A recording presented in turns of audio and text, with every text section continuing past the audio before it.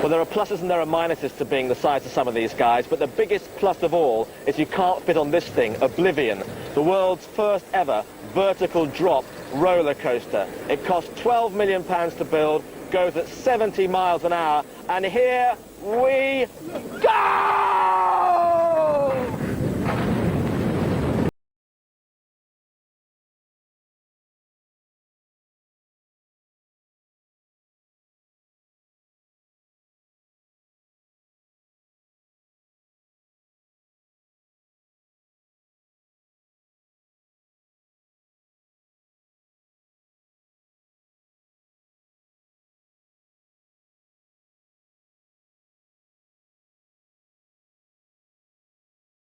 A familiar format for this Energizer battery trophy. There are 4 heats, 4 events in each of those heats, 6 men taking part in each of them, but only 2 will go through to the big final to find Britain's strongest man.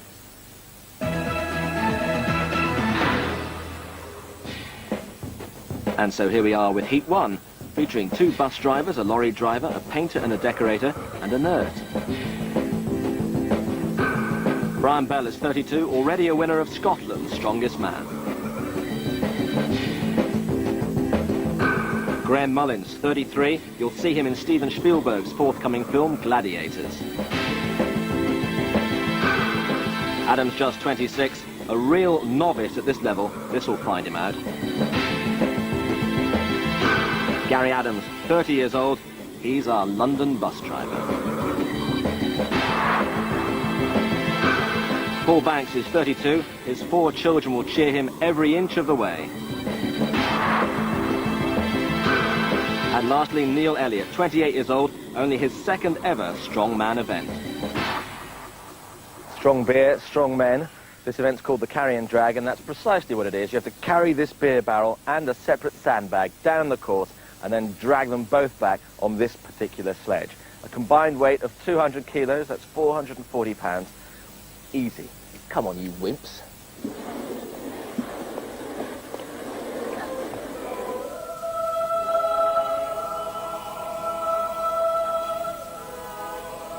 Well, these guys may be big, very big, but even they get nervous. I'm a bit apprehensive about it because I think a few will burn out on dragging it back. So it's hard to say, either go for it or pace yourself, but I think I'll probably just go for it and see what happens. Well, our commentator for Britain's Strongest Man is Paul Dickinson. Graham Mullins from Yorkshire on this side. Next to him is Adam Townsend from Kent. Mullins is the biggest man in this heat. He's well over 6 feet tall, weighs about 22 stones. Ready on the whistle. So here we go. Mullins a little bit slow to get away. Townsend is quickly. He's first up with the barrel.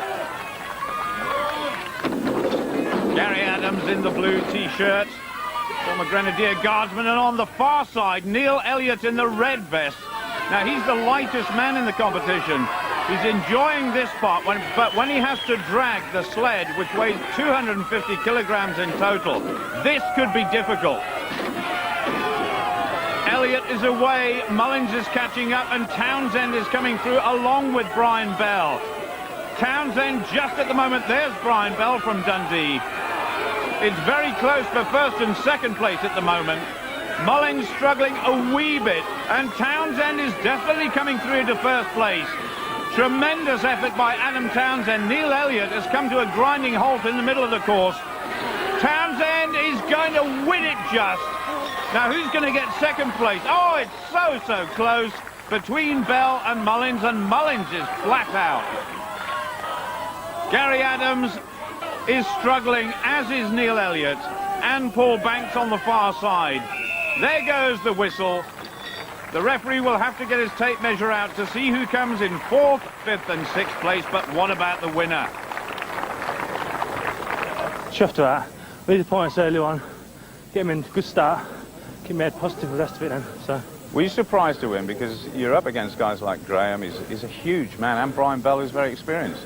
Yeah, but I train with some top blokes, some of them are here today, so I train heavy with them hard. So I'm not going to compete with them, so I compete with them and compete with the rest of them.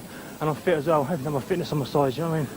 Terrific performance by Adam Townsend, 6 points, but who got 2nd? I think it was Brian Bell on the far side. I'm glad to pick second up and get some valuable points, because I knew that event would be quite difficult for me, because I'm not the most aerobic athlete. It is a very tough one to start this competition with, isn't it? I think that would be the hardest one out of the 4 heats, and it's a tough one to do first. Now, which of the remaining events are you looking forward to most? Well, there's none of my favourite, but I'm quite looking forward to the stones. And if the deadlift hold goes well, I could do well at that one as well. Good start, well done. Thank you. So only 3 men finished the course, Adam, Brian and Graham. Their points allocated on time, the other 3 on distance covered.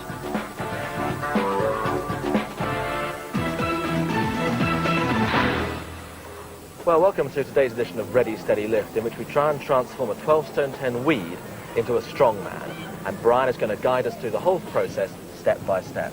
So, what's the first thing you have to do to transform it? Well, first of all, we'd like to put the powerlifting suit on. The powerlifting suit. And why do we wear this? This keeps the whole body tight and supports the legs, the hips, the whole body. It keeps it nice and tight. We'll need a little help on it. Yeah, I'd love a bit of help. Good God. Oh, I can feel it very tight. That's where you got always support in the hips. Oh, lovely and snug. But rarely have I felt so snug around here. After that, we'd put the knee wraps on. And how tight should this go? They should be really tight. You know when you've got them on right, when you should lose all sense of feeling in your toes. Next, we'd put on the powerlifting belt, will help support the lower back and abdominal region. Right. They should actually be tight as well, but Yeah, they fit me quite well. Pathetic. Okay, and last but not least, It's the tacky for the hands. So you want plenty of it. and how do you get this stuff off? Well, usually tough in times, but it does usually take a couple of days for it to come off. Good. This is a one-legged strong man because I've lost all sense of feeling in my right leg. Okay, here we go. Straight back, yeah. Straight Crucial, back, yeah. lift them with the hips. And that's it. No bother. Doddle, and it's only 40 metres there and back. That's it. Oh.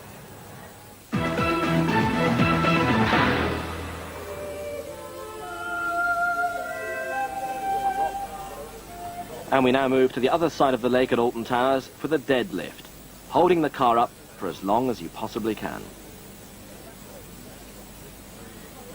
I do like deadlifting. I'm pretty reasonable at deadlifting, as in one repetition. But this is holding as well.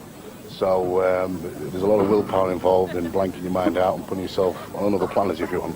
Just blanking the pain out. Neil Elliott, Scotland. Well, we'll see Graham Mullins a little later on. The strongmen going in reverse order from where they finished in the first event. So Neil Elliott, who finished last in that first event, has got a little bit of catching up to do. Just a question of hanging on. Yeah, that's all there is. There's no real technique. It's just a case of getting in there and giving it plenty. Last-minute preparations for Neil Elliott. Jamie Reeves helping him strap himself on. And Jamie Reeves himself, former world's strongest man. That's referee Dougie Edmonds. And the initial lift is one of the hardest parts of this. Well, Neil Elliott from Helensburgh in Argyll and Bute in Scotland. Scotland's #1 discus thrower and cites as his hero of all time the 4 times world champion Lars Riedel. Elliott is very light, but he's very, very strong. A former Scottish powerlifting international. So in some ways... Oh, he's gone! Just over 27 seconds. Oh, my goodness gracious me, absolutely exhausted. I thought my tricep was going to snap. Really? Yeah. What's the hardest part of it? Just holding it. I think what it is, I must be imbalanced, you know, with the throwing. Yeah. And right arm was fine. Just my left tricep. Could just feel it pulling and pulling. I thought, shit, it's going to snap. And Paul Banks, he didn't fare any better than Neil, 19.72 seconds. This is Gary Adams. Those straps are so important to help the grip. Gary from Welling in Kent. You ready? Look! Well, this is like a big deadlift in itself, but that was very, very easy. So chasing Neil Elliott's lead of 27.22 seconds. Looking very relaxed indeed. Well, this fella is a London bus driver.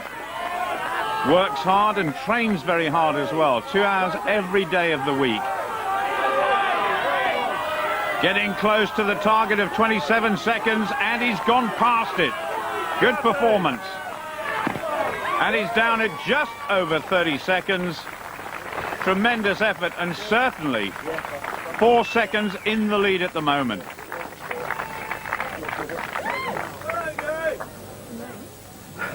Any idea of the time at all? None at all, none at all. You're in the lead. Oh, it's nice to be in the league for one stage. I don't think I will be at the end of this though. But it's hard work. I drive a London bus for a living, and I normally knock cars away, not picking up. So it was a bit different. Well done. Cheers, thanks very much. Now it's Graham Mullen's turn.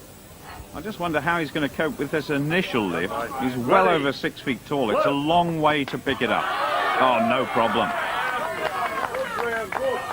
And Mullins has got a huge chest and a very, very strong back, making the early stages of this lift look very easy indeed. Like Gary Adams, he's a driver, drives heavy goods vehicles. He's making it look desperately easy. Now, is he overconfident? He's gone past Neil Elliott. Now he's chasing the lead of 31.07 seconds. He's in the lead and looking better and better. It's just about this stage where the hands are almost going numb. He's got to lock his knees. Oh, he's gone, but it's a tremendous time. Gary Mullins over 45 seconds and looking very confident.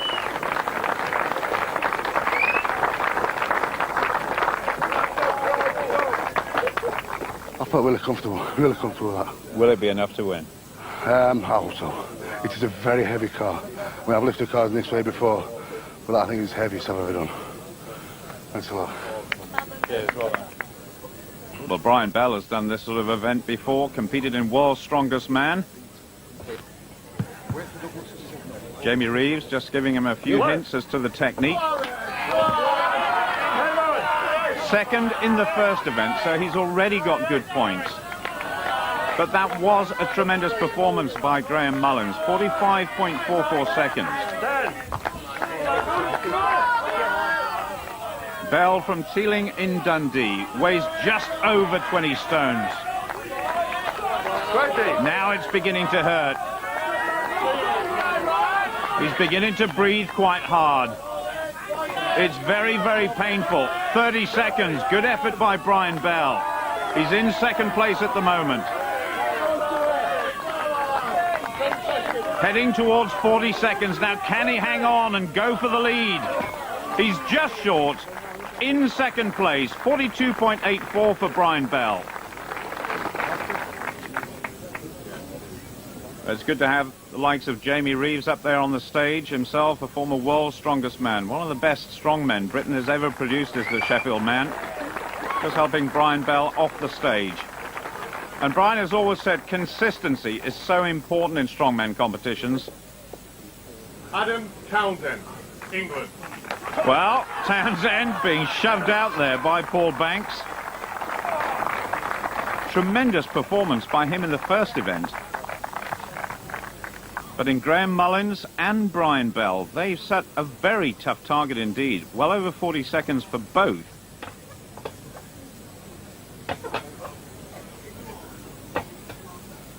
Adam Townsend from Kingsthorpe in Northamptonshire.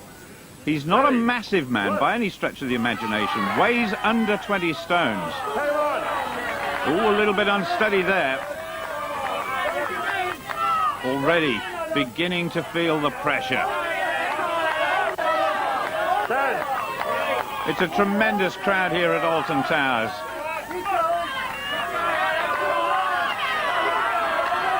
"20 seconds, going well. The next target is Gary Adams, 31.07. Now then, how much longer? I'm not sure you'd want to see him in your rear view mirror if you're driving along. Oh, he's gone, 39.09 seconds, and staggering all over the place. Starved of oxygen. wasn't looking forward to this event, so holding as much as I can. So next, big stiff, but I'm glad it's out of the way now. Now, it looks as though, unofficially, there are 3 of you tied for first place on 10 points at the minute. That's going to be incredibly hard over the next 2 events. Be a good day tomorrow, won't it? Look forward to tomorrow. Should be all right tomorrow, but that was my worst event. I wasn't looking forward to that. That's out of the way. Tomorrow's another day. So victory for Graham Mullins ahead of Brian Bell and Adam Townsend.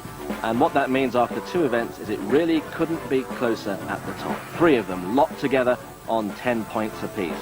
And for Graham Mullins, well, he's really relishing the occasion. When I was lifting just then, things were starting to get painful. But you give a little roar to the crowd and they G up again, and then that took me extra 5, 10, 15 seconds that you needed. Halfway there's 3 of you in top spot. It's going to be tough. It's going to be interesting. It's going to be very interesting. The middle of the last event, I think the stones might split it, and the middle is going to be tough for everybody. And these are the Atlas stones, an event steeped in mythology and dangerous too. Drop one of these on your big toe and your tap dancing career could be severely foreshortened. They weigh between 95 and 135 kilograms. You have to put them on their designated spots. And in case you're wondering, the guys are wearing steel-toed shoes because, you know, accidents can happen.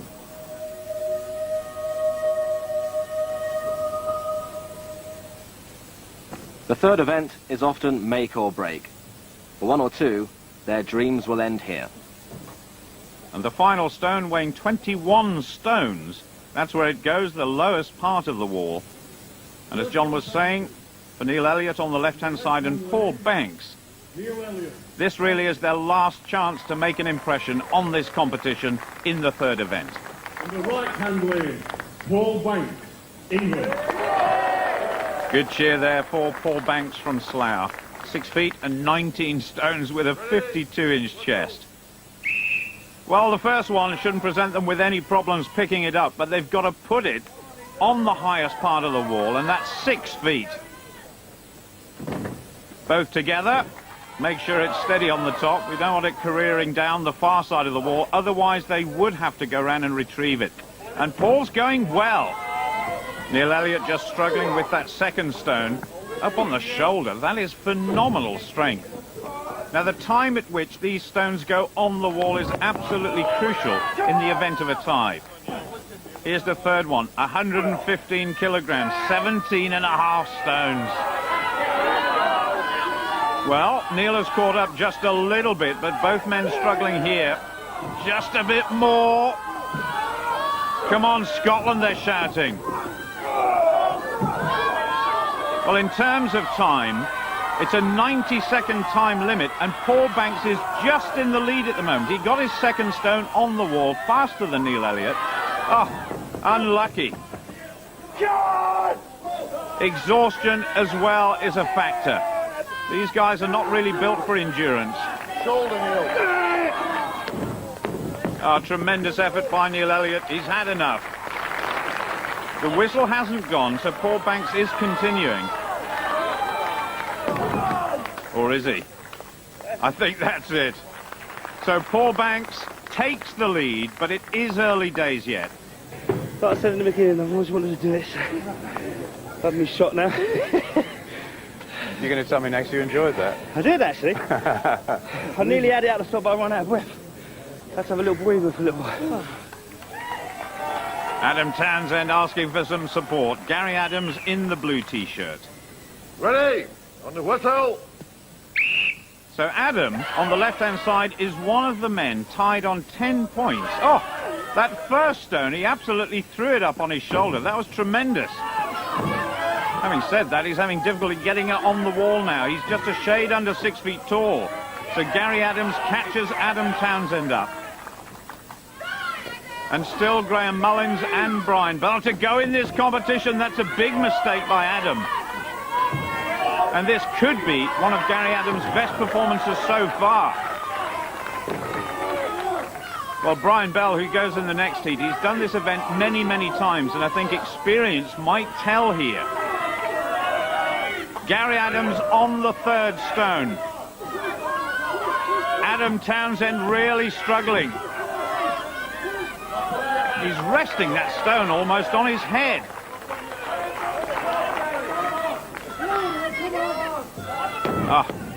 Well, Gary failing there, just as Paul and Neil did on the third stone. I have seen one or two men get all 5 stones up, but they were very special athletes in the World's Strongest Man final. And Yuko Ahola, who managed that, is actually here at Alton Towers today watching. He may well give them a few tips as well. Now, if he can get this one up, he goes into the lead, as would Gary. That's it.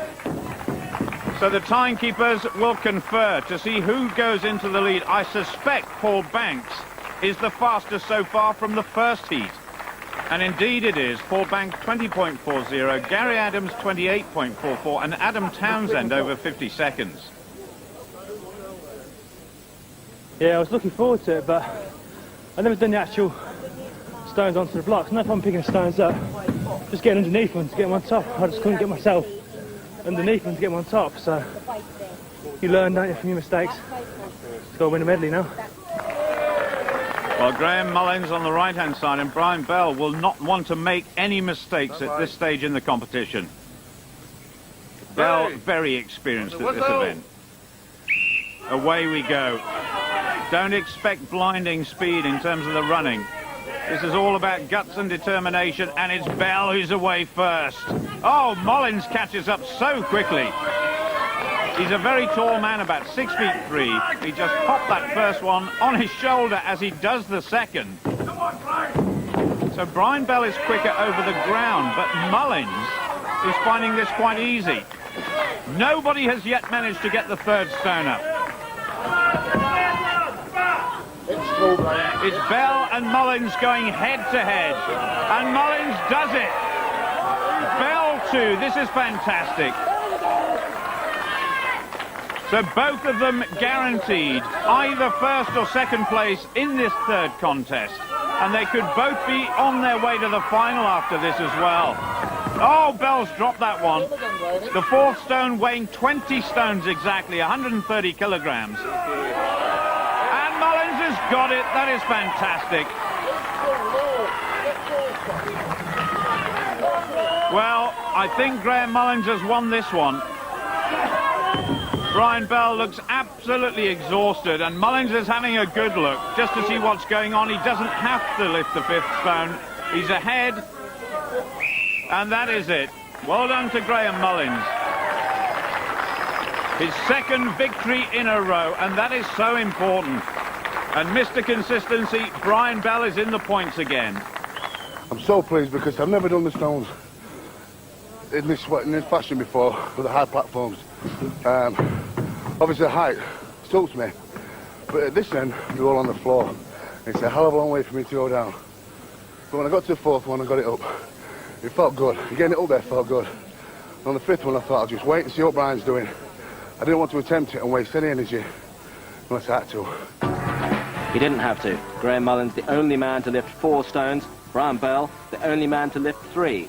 And the way things are looking after 3 events, it really is a 2-man race. Mullins and Bell almost certain to make it through to the final, unless...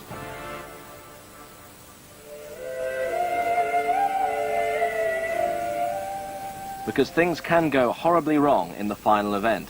And here we are, back in front of the castle for a real test of strength.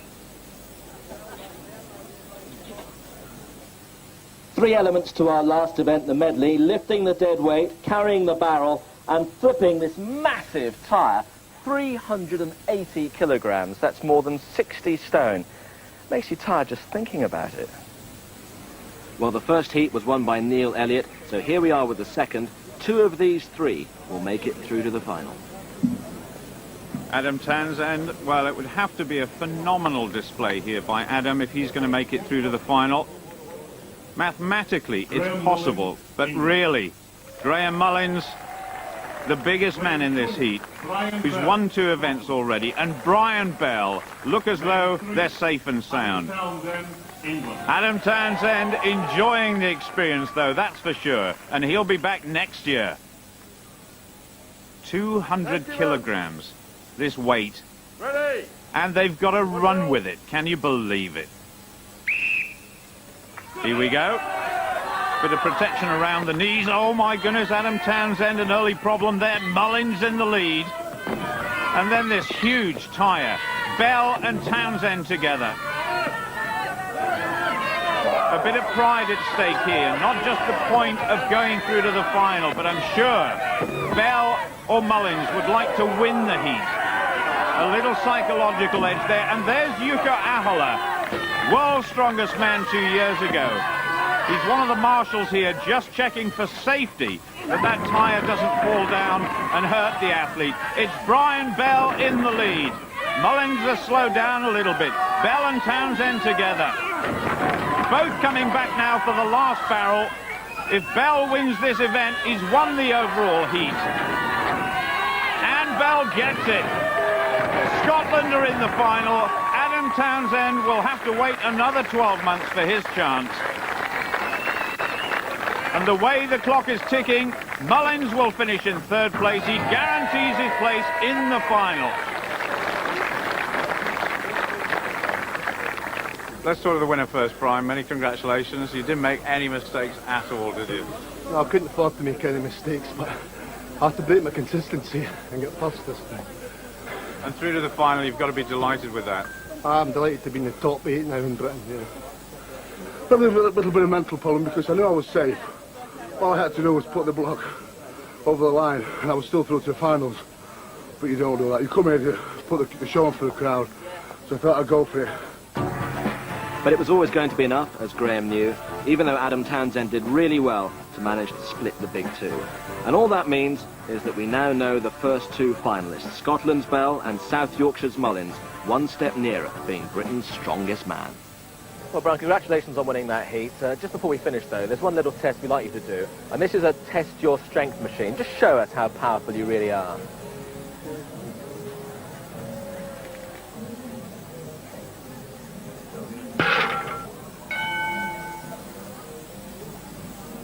So, grand score of 10 for Brian. Here, though, we have Doreen, who's a grandma from Maryport in Cumbria. Just show Brian, where he's going wrong. You've got that expert technique. Give it a good whack. Go on. Enough? Enough. 93. I rest my case. And John's back with more hopefuls tomorrow evening at the same time. Stay here with BBC One, where the bank holiday workout continues. 4 British hopefuls en route to the Sydney Olympics next.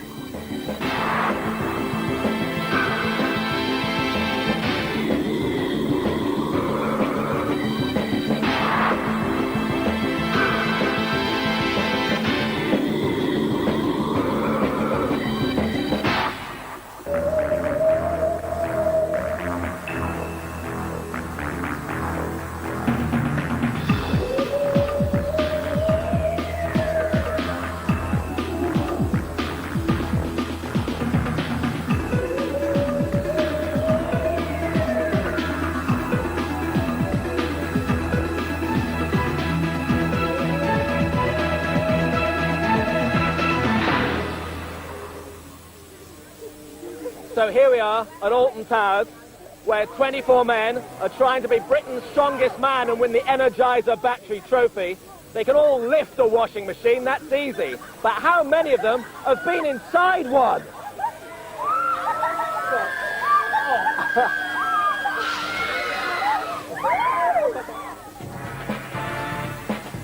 So the 24 men are all competing for the Energizer Battery Trophy, and 2 are through to the final already after the first heat.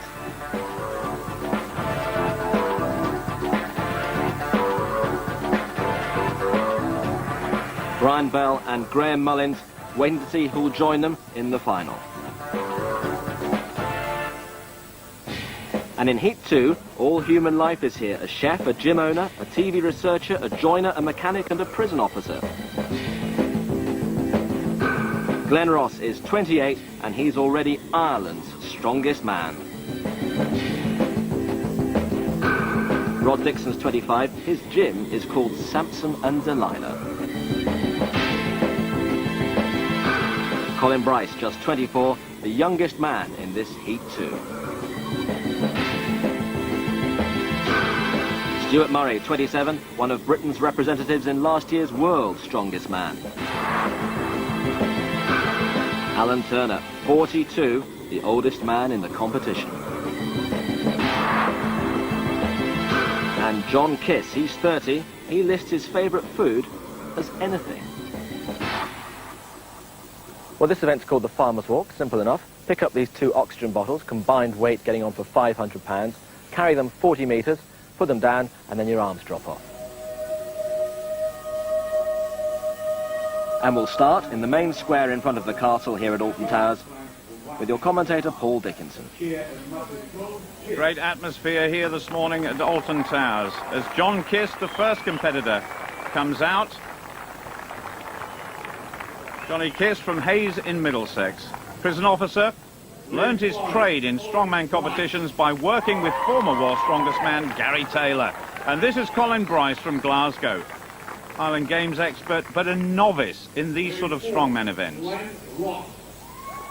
Huge Glenn Ross, the heaviest man in Britain's Strongest Man this year, 180 kilograms. But what sort of speed has he got? Rob Dixon, comparative novice as well, from Wigington in Yorkshire, owns his own gym, so gets plenty of time to train. Stuart Murray, the shortest man in the competition, but look at those arms, absolutely massive. Alan Turner. And finally, Alan Turner, the oldest man in the competition. Alan coming from Concert in County Durham. I felt a little bit under pressure because I've heard a few people who have put me down for favourite for this age, which I don't like. I'm just going to play my own game. I've got to play my own game, and hopefully I should do okay. How well do you know this event? Quite well. The ones I've used before have been a little bit higher off the ground, so it's more like a deadlift to start off with, then go. Just very explosive. There's no time. Just give it all you got. That's all I'm going to do. First of all, you got to get it up and get stable, and then just short steps. You overstride, your leg will go, you'll collapse, and that's your worst nightmare because you got to pick it up again. Sounds fun. Why am I doing it? I don't know. Referee Dougie Edmonds in charge as always. Johnny Kiss on this side. And here we go, and I tell you what, lifting these cylinders, well, it's like lifting a full refrigerator in each hand. They're absolutely massive. And it's Glenn Ross who gets there first. Well, we questioned his mobility down the course, but he's proving he can move as well as look very strong indeed. But Stuart Murray leads. The Scot has gone into the lead, chased by Glenn Ross and Alan Turner on the far side. Murray wins it, Ross in second. But who's going to get third? Alan Turner gets it on the far side. Well done to him. Those huge arms being put to good use today for Murray. Now then, who can get fourth place? It's Rob Dixon ahead of Colin Bryce, but here comes Colin Bryce. He's going to go past him. Or is he? Yes, he does. Bryce in fourth place. Rob Dixon really struggling, but where is Johnny Kiss? There he is in the red T-shirt. I think both of them will have given up. Johnny Kiss finding it desperately difficult. He's still having a go. And it's all over now. Johnny Kiss's first ever Britain's Strongest Man event in 6th place. To be quite honest, I felt quite light. I've done heavier. Quite light? Are you serious? Yeah, seriously, yeah. Really? Yeah. Well, let's have a look at these big arms that helped you along the way. Fantastic. Anyway, boys, I'll tell you, if I have a weak event in strength, it's a farmer's walk for distance. So I'm absolutely thrilled. I've worked hard on it in the last few months, trying to get my speed up, and it's come good today. So less than a second in it, but Stuart Murray came out on top, although Glenn Ross is clearly in confident mood. Now, there are lots of trees at Alton Towers, some of them bigger than others. Well, lifting logs is a pretty serious business. You can jerk and you can push press this, but you can't dip or split it. I thought you ought to know that. And it's 380 kilograms, which in anybody's terms is a very big log. John Inverdale absolutely right. The biggest log I think any of these men have ever seen, let alone lifted, and it's Johnny Kiss who's going to try first. It's on a pivot, so the actual weight they're feeling is around about 110 kilos. That's about 17 stones. You've got to have phenomenally strong arms to do this. The referee, Dougie Edmonds, says get away, and he hasn't counted that first one, I think because of an excessive dip on his legs. So Johnny Kiss, that's 4 repetitions. And this guy who trains with former world's strongest man, Welshman Gary Taylor, both prison officers, and you wouldn't mess with these two guys, would you? Johnny Kiss going pretty well, finishing last in the first event, so he needs very good points here if he's going to stay in the hunt for a place in the final. This is good from Johnny Kiss. He's gone up to 12. Can he squeeze one more out? Oh, he's come to a resting position on his shoulders. Come on, just one more. That is it. But I think he's enjoyed this event. A much more confident event for Johnny Kiss.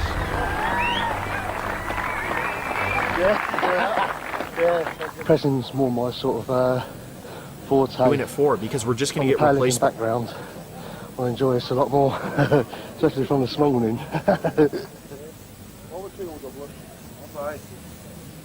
Rob Dixon. Get ready. A phenomenal target by Johnny Kiss that he's got to go for. Well, referee Dougie Edmonds has given him that one. Just a little bit of a dip with the knees. I suppose he's letting him get away with that. But imagine 16.5 stones. If you had a 16.5 stone man and you try to push him over your head as many times as possible, that's how difficult it is. The balance is crucial too. And he's going well. 12 the target. He's equal to it. And he goes into the lead. 5th in the last event. So this looks much, much better for Rob Dixon. Dixon, the Yorkshireman. Oh, he's faltered there, but 16 repetitions, a big smile on his face. He's done very well indeed. A little bit phased by the experience, perhaps, but that was phenomenal. Well, 2 of the guys found the going really tough. Colin Bryce managed only 8 repetitions, and things were even harder for Alan Turner, just the 6 from him. Now the big man, Glenn Ross, 2nd in the first event, so has already got a valuable 5 points. Get ready. And I really do think Glenn Ross fancies his chances here. Oh, look at that. It's so easy. No dip of the legs, just shoulder and arm strength. Well, we questioned his speed in the first event. There was nothing wrong there. I wonder how his endurance is. 180 kilograms he weighs. And there's his wife, a newborn baby. He's got tremendous support, and already he's a great favourite with the crowd. Now remember, he's chasing the lead of 16 repetitions by Rob Dixon. Goes past Johnny Kiss. There's only Stuart Murray to go in this event. And Glenn Ross, can he get the last one? Yes, he can. He goes into the lead. He's going to go for even more, to make it even more difficult for Stuart Murray, and he's done it. That is incredible. 18 repetitions. I don't know whether anybody has ever done that before.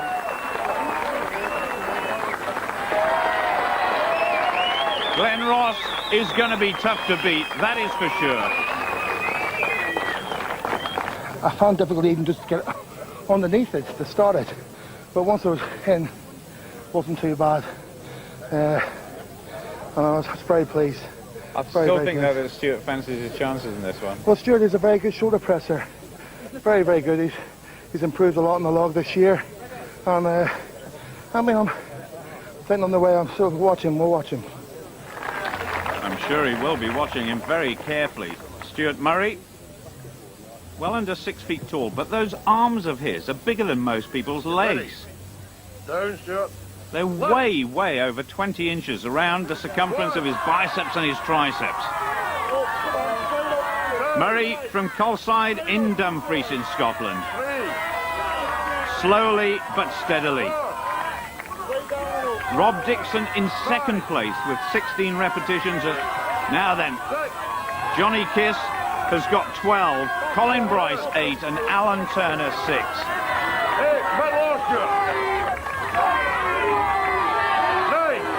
Murray is going well. Glenn Ross was a little faster, but that doesn't matter. Oh, he's struggling a wee bit. I think Glenn Ross has got it in the bag. But still, the Irishman cheering on the Scotsman. That's it. That is a big surprise. Stuart Murray is going to finish down in 4th place. Northern Ireland gets it through Glenn Ross. Ross's first victory of this second heat.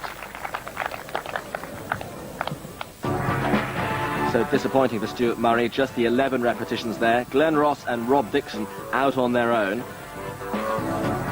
And all that means that the Irishman is now in the box seat at the halfway stage of this Heat 2. 1 point behind the leader going into that event, 2 points ahead now. That's pretty good. Well, today I had to do the business today, you know, and I've done it, you know, because tomorrow is for the fit boys. But like I said, I've been working on my fitness, and I've already surprised them this year in my fitness, how fit I am. But it was a crowd that done it, I think, today, the cheering and everything, fabulous setting Alton Towers and that, and I'm enjoying the competition. Well, this is Yvonne Ross, and her husband's called Glenn, and he's in this competition, and he's very big, and this is his sweatshirt, and we're both in it. So, if you're sort of buying clothes for him, you can't just sort of nip down to the local, you know, mainstream store and just say, I want 4 shirts, can you? No, not at all, because at home, nobody knows really what a big man is. A big man at home is like a 56-inch chest. Glenn's like 64-inch chest. Have to send away for catalogues over the water, Scotland, England, but at home it's nearly impossible. What about around the thighs and sort of trouser size? Very, very big trousers. I can't remember exactly his leg measurement, but that's like the biggest part of him. What is the best thing about being married to somebody of his build? He makes you look thinner when you walk on his side. He's great for carrying luggage too, so he is, and moving furniture and stuff like that. But no, the really good thing about it is getting to see the world and coming to all these competitions and staying in really nice hotels and having a bit of fun. And you're pretty proud of him? Oh, I am dead proud of him, so I am. Yeah. Excellent. How are we going to get out of this, do you think? I don't know. Who gets out first? Maybe we're bound together forever. I think Glenn might have something to say about that.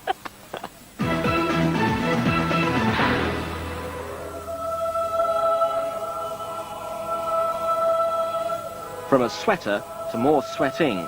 Back to the action, and can Glenn Ross hang on to his lead here in the courtyard? This is a new event for Britain's strongest man, the loading race. Barrels, sacks, anchors, chains, put them all on the wall. All black, Alan Turner, England. Alan Turner on the right-hand side. And in the right-hand lane is Third place in the first event and last in the last event. Colin Bryce needs to win this one if he's got any hope at all of making it through to the final. Come to that, he's probably got to win the last one too. Ready? On the whistle.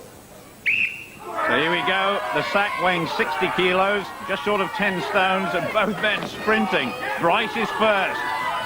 Alan Turner, the oldest man in the competition, so I wonder what his endurance is like. Then, the barrel, 75 kilos. It's not so much the weight, it's how awkward it is. This is a real thinking game. Alan Turner deciding to go sideways with that log. It's very, very awkward. Weighs over 16 stones, and Bryce has thought it out a little better. But Turner is still in the lead. Now the anchor.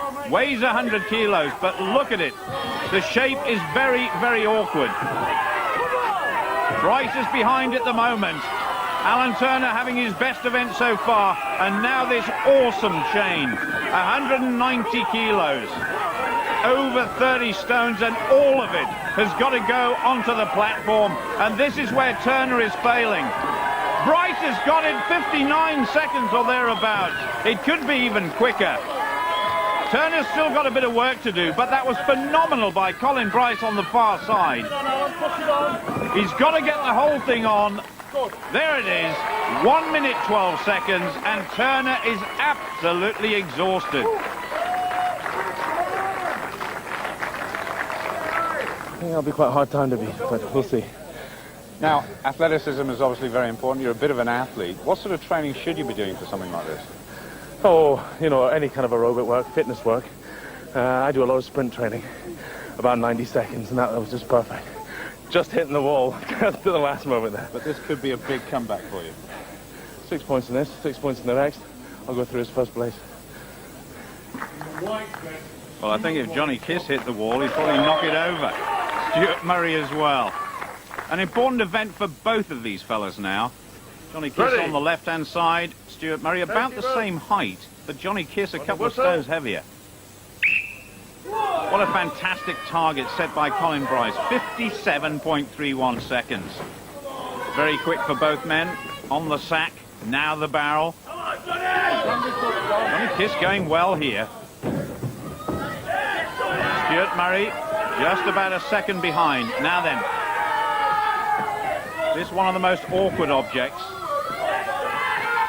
Stuart Murray really has got incredibly strong arms. Coming up to the half minute, 27 seconds left if either of them want to go into the lead.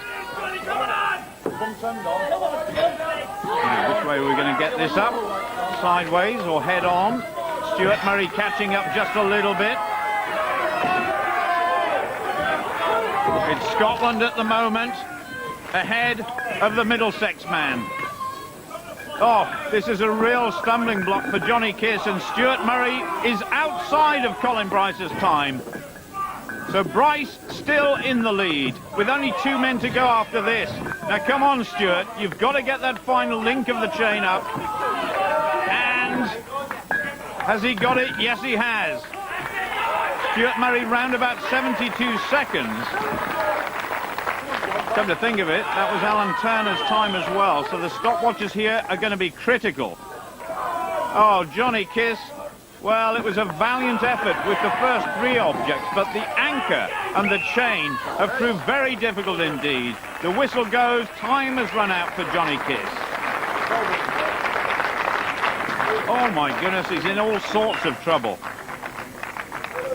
Scotsmen are pretty good at this. We've got Colin Bryce in first place, but you're in second now, so not a bad event for you. No, I thought I would do okay at that. I just need to keep in front of Rob Dixon. So I hope my time will be faster than his. We'll have to wait and see. The final pairing, big Glenn Ross on this side, weighs what? He's getting on for 30 stones against Rob Dixon.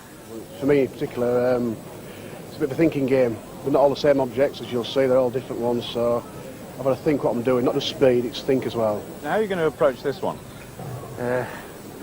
Just go all out for it, really. I'm usually very good at loading events, as long as they're heavy, and there's a couple of heavy things here today, so hopefully it should be my foray and I'll go out and win it, you know. You've still got to convince me you're built for endurance, but there's a lot of endurance in this one, isn't there? Just watch and see. Well, I'm not going to argue with Glenn Ross, he's too big for that. Ross on the right-hand side, almost a false start there by Rob Dixon. He's so eager to get this event underway. I think he fancies his chances here. Dixon by a whisker from Glenn Ross. Now the barrel, 75 kilos, nearly 14 stones. Glenn Ross is a few seconds behind already. Dixon is going well, the Yorkshireman. Oh, Glenn Ross now then. Dixon said it was a thinking man's game, and that was a good move by Glenn Ross. That was very quick with the pole. And this is where Johnny Kiss had all sorts of problems. Has Rob Dixon done enough thinking? Yes, he has. This is fast. Colin Bryce's time of 57.31 could be under threat, and he knows it. Glenn Ross is going pretty well. I take back all I said about his endurance. That doesn't seem to be a factor at the moment, and Colin Bryce has won it. Oh, it was so close. But this is Rob Dixon's best result so far, just outside 60 seconds. Glenn Ross having a bit of a problem. And he's got it. But that is a slow time for the Irishman. He could be down in about 5th place. And actually the doctor is going towards him just to make sure the big man is okay.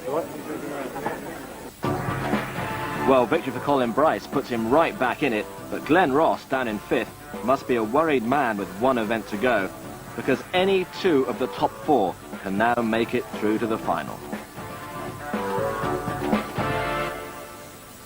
Now, I'm sure you've done your homework. It's only a win that's important here, isn't it?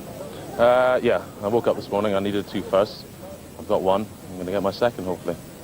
If I don't, well, that's... no excuses. You're not going to be watching any of the other competitors, though. It's just eyeballs out all the way. Yeah, I hope I'm going to be in the first part of the heat, and I'm going to set the running. So hopefully they'll have to catch me, and they'll make the mistakes. So this is the medley event.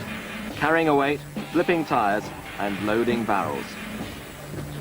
And with just 2 points separating the top 4, anything could happen here.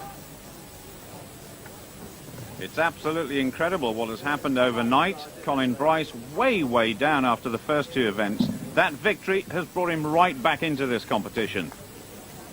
Alan Turner right next to him, then Johnny Kiss. But it's all about this man. If he can win this event, he's got a real chance of going through to the final. The whistle. 200 kilograms first of all, and Bryce is away. The Scotsman, whose father used to be the Scottish record holder for the hammer, went to the Commonwealth Games, and his son has followed in his footsteps, throwing heavy things around as though they were feathers. Johnny Kiss too is going well. Alan Turner's got some work to do. He's in 3rd place at the moment. Bryce on his way with the first barrel. 2 more to go. It's all about the stopwatch now. And 3 big men will go in the 2nd heat. Now come on, Colin, you've got a real chance. Johnny Kiss just outside 40 seconds. Alan Turner struggling a wee bit. Bryce is finished. Just over 47 seconds. Fantastic time again. And he's beaten the other 2 by a mile. Johnny Kiss has still got 1 more barrel to go. Alan Turner too. There'll be a huge cheer for these 2 entertainers when they're finished. Johnny Kiss has finished 64 seconds or thereabouts. Great experience for him. I'm sure he'll be another one who'll be back next year, bigger and stronger than ever. Giving Alan Turner all the encouragement. Oh, these last few steps must be agony, but he's done it. Colin Bryce was incredible, though.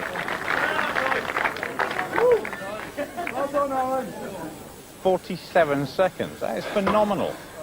That had to be phenomenal. Rob's very good at this. So I think Rob could do it yet, though, so I haven't counted my chickens yet. Rob, you obviously saw what Colin did. It was a phenomenal time, wasn't it? Impressive. Very impressive, So yeah. what do you have to do now to make it through to the final? To beat him. I think I have to beat him. Count back, he'll beat me. I know exactly what I've got to do, but I'm not giving it away at the moment. You're not? I don't need to beat Colin's time. I know who I've got to beat to get through. Who is it? Oh, well, we'll see. Well, in terms of Stuart Murray's efforts here, he's got to stay ahead of Rob Dixon, that's for sure. Former world's strongest man, Yuko Ahala, one of the spectators, and there's Jamie Reeves, another former world's strongest man. There's some big fellas here, but this guy is the biggest, Glenn Ross. This event is absolutely crucial. It's all about mathematics and the stopwatch now. Take your grip on the whistle. Here we go. Oh, Glenn Ross stumbling. He's back on his feet and going well, and on the far side, Rob Dixon going well too. Stuart Murray in 3rd place at the moment. Rob Dixon the first to lift that tyre, and Glenn Ross the first to flip it. Dixon has got to stay ahead of Glenn Ross and Stuart Murray. Effectively, they've all got to beat Colin Bryce to make sure. Here goes Glenn Ross. He's on 1st. Stuart Murray 2nd. Rob Dixon 3rd. This is a fabulous climax to Heat 2 of Britain's Strongest Man. It's so close. Here goes Glenn Ross. Surely he's in the final now. I don't think Rob Dixon or Stuart Murray will make it. Colin Bryce has won the final event, and he will go through with Glenn Ross. There's room for a fat one in this final. Well, it's a brave man who would call Glenn Ross fat, that's for sure. Well, a good day for the fat man, but it was always going to be tight. Colin Bryce's marvellous final day, though, meant that he was the man of the moment. I wouldn't have turned up if I hadn't thought I had a chance. Said I was the dark horse, and you know, I was probably a little darker than I really led on. But I mean, everything's fallen my way today. But you're through to the final. You won the heat. That's the most important thing. Outright. Outright. Well, that's good, isn't it? Gonna win the final now. It's all big stuff for a big man. So Ireland's strongest man through to the final of Britain's strongest man, along with Colin Bryce. Huge disappointment for Stuart Murray and Rob Dixon, which means that we have 4 finalists so far, 2 Scotsmen, an Irishman and a Yorkshireman. So we're halfway through our quest to find Britain's strongest man here at Alton Towers. 4 down, 4 more to find. Hope to see you again next time.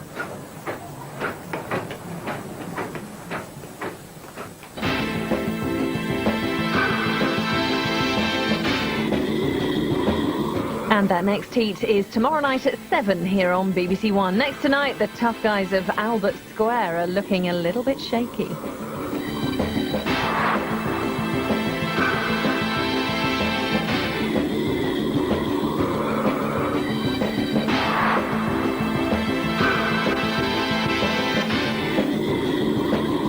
In the Dale.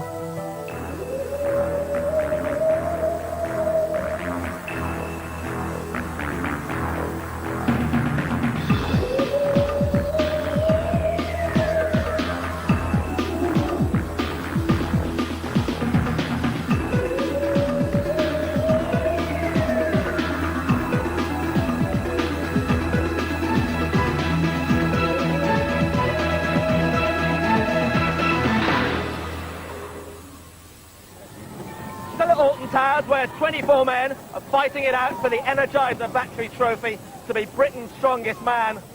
One thing's for sure, there's no buffet on this train. I mean, your tea would go everywhere! We're halfway through now, and already 4 men have booked their places in the final.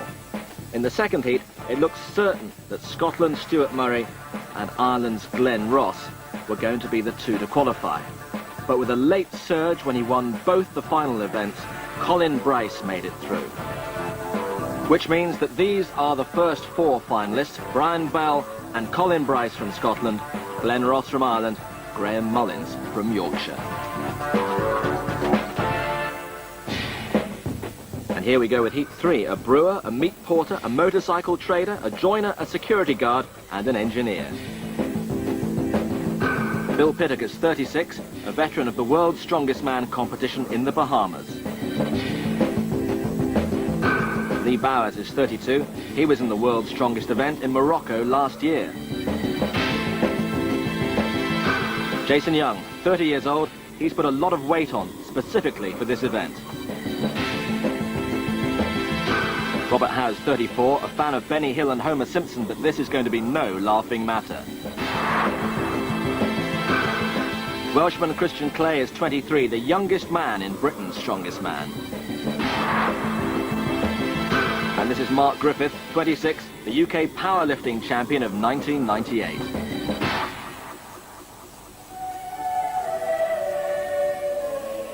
On familiar territory, because each heat is starting off here in the main square in front of the castle at Alton Towers. And we'll begin with the carry and drag, and commentary as ever comes from Paul Dickinson. All the athletes being introduced to the crowd.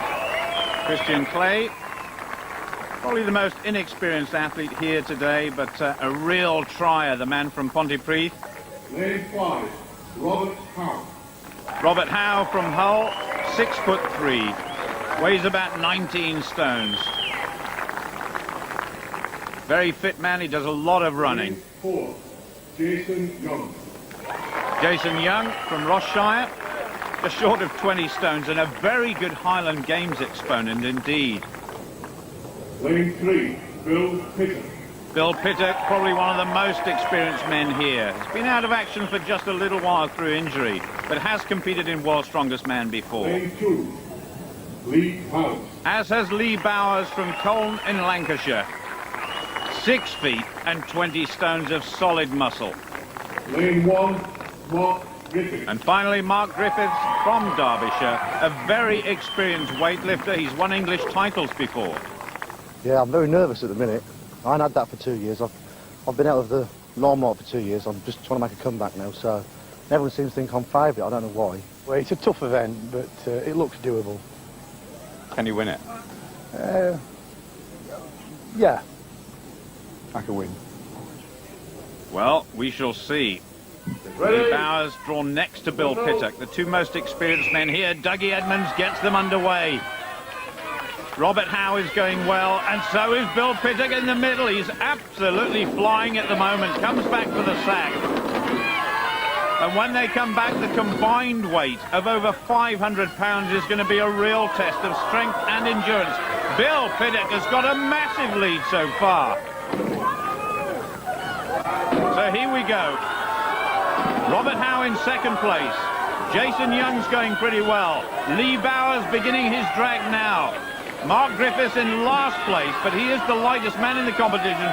That's Christian Clay. It's Bill Pittock by about 3 meters at the moment from Jason Young.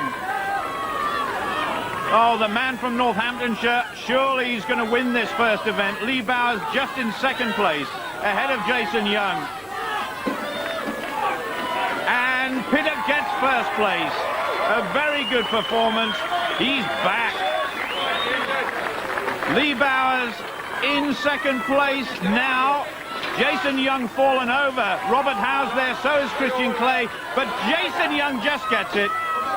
Robert Howe's got about half a metre to go, and I think Christian Clay finished just ahead of him. They're all flat out. Mark Griffiths still down the course. He's only about 17 stone, so he's found this very tough indeed. What a first event. That was brilliant. Tell you what, I'll have a bit on, having a cup of tea. I think years ago it was more strong man. I think now it's strength athlete. Looking at you cutting the fins. I hate to say this though, but Lee Bowers was catching you towards the end. My legs blowing, I see him. So I won that one. Everybody's been saying this is an easy heat, but there's no such thing as easy in strongman. Bill Pittock's going to be tough to beat though, isn't he? Yeah. That's not to say I'm not going to beat him though. Tough at the top between Pittock and Bowers. A really tough event though for Mark Griffiths, who didn't manage to complete the course. Alton Towers isn't just about stomach-churning rides, and we cross the gardens and the lake for the second event, and this is about going through the pain barrier. Well, never mind big men, let's talk big numbers here. Like this car weighs 2,840 pounds, and at the point where they have to pick it up at the back, we're talking in excess of 50 stone. So next time your car breaks down, don't call the AA or the RAC. Call these guys. They'll carry it home for you. Mark Griffiths, England. So here comes young Mark Griffiths. The Derby man really has got a lot of work to do. Just a single point from that first event. He's really psyched up for this one. And as always, Jamie Reeves helps them get strapped on. The grip, of course, is so important. Stand by. And as John was saying, they really do have to go through the pain barrier. Look. Dougie Edmonds in control of the event. Here we go. Well, goodness knows where it hurts in the body. I suspect it's everywhere. The legs, the back, the arms, the shoulders. And Mark is really gritting his teeth. Anything over 30 seconds in this event is absolutely amazing. 50 stones of weight. Bearing down on the hands. The arms must be burning now. 30. He's over 30. This is a good performance by Mark Griffiths, and he's gone. Oh yes, 34.5 seconds. He was headed off the stage there to oblivion. Good performance though. The last competition I did rubbish and I was upset with myself. This one, I was determined to hold on no matter what. I could feel my whole body trembling, but I wasn't going to give in. I thought, Mark, you've got to really go for it this time. I could hear the timer going 10, 20, 30, and it was 30 something before I dropped it. Around about 34. So, yeah, it's nice to try and get back up that table. Robert Howe this time. Very tall man, so I suspect this initial lift is going to be quite difficult. One of the strangest things he ever lifted, his girlfriend's father, sister and brother. Yep. So he's obviously pretty strong. Here we go. He's a good entertainer as well. We've had a lot of fun with this guy over the last few days. Good result though by Mark Griffiths. 34 seconds to beat. He's shaking already. You've got to stay in control to try and blank out the pain. It almost looks as though his arms are being pulled out their sockets. Going towards 30 seconds. And he's got 30. Needs a couple more. He's gone into the lead. What a good result for Robert Howe. Oh, my goodness. He's almost bending at the waist. Oh, I hope he doesn't turn green and turn into the Incredible Hulk. He's soaking up this atmosphere and the crowd are absolutely loving it, and it's a phenomenal time. Can he go past 1 minute? Yes, he can. Oh, he's finished at 61 seconds. Absolutely incredible. And Jamie Reeves there, he's a former world's strongest man. I bet he's never been kissed like that before. That was tremendous by Robert Howe. And he enjoyed every minute of it. Amazing performance. Yeah, I'm not the strongest man here, but big heart, have a laugh. Now, you know, you do your best. Big question though, can anybody beat that? I don't know. It's all on the day. I mean, I've set my target. The two big boys are to come, so you just never know, do you? Brilliant performance, Yeah. well done. Thank you very much. Well done. Rock and roll! Well, he was smiling, but the young Welshman Christian Clay certainly wasn't. Just 25 seconds from him. And it was tough going too for Jason Young. 34 seconds, and he just missed out on overtaking Mark Griffiths. Lee Bowers, England. So only Lee Bowers here and Bill Pittett to go. 61.44 seconds by Robert Howe. But Lee Bowers, he's a phenomenal athlete. Believe it or not, he ran in the English Schools Athletics Championships once over 100 metres, and he came away with a silver medal. He's put on a bit of weight since then, though. Come on! Oh, a little bit of staggering at the start, but he's rock steady now. Lee Bowers from Lancashire. He's used to lifting. He's a meat porter.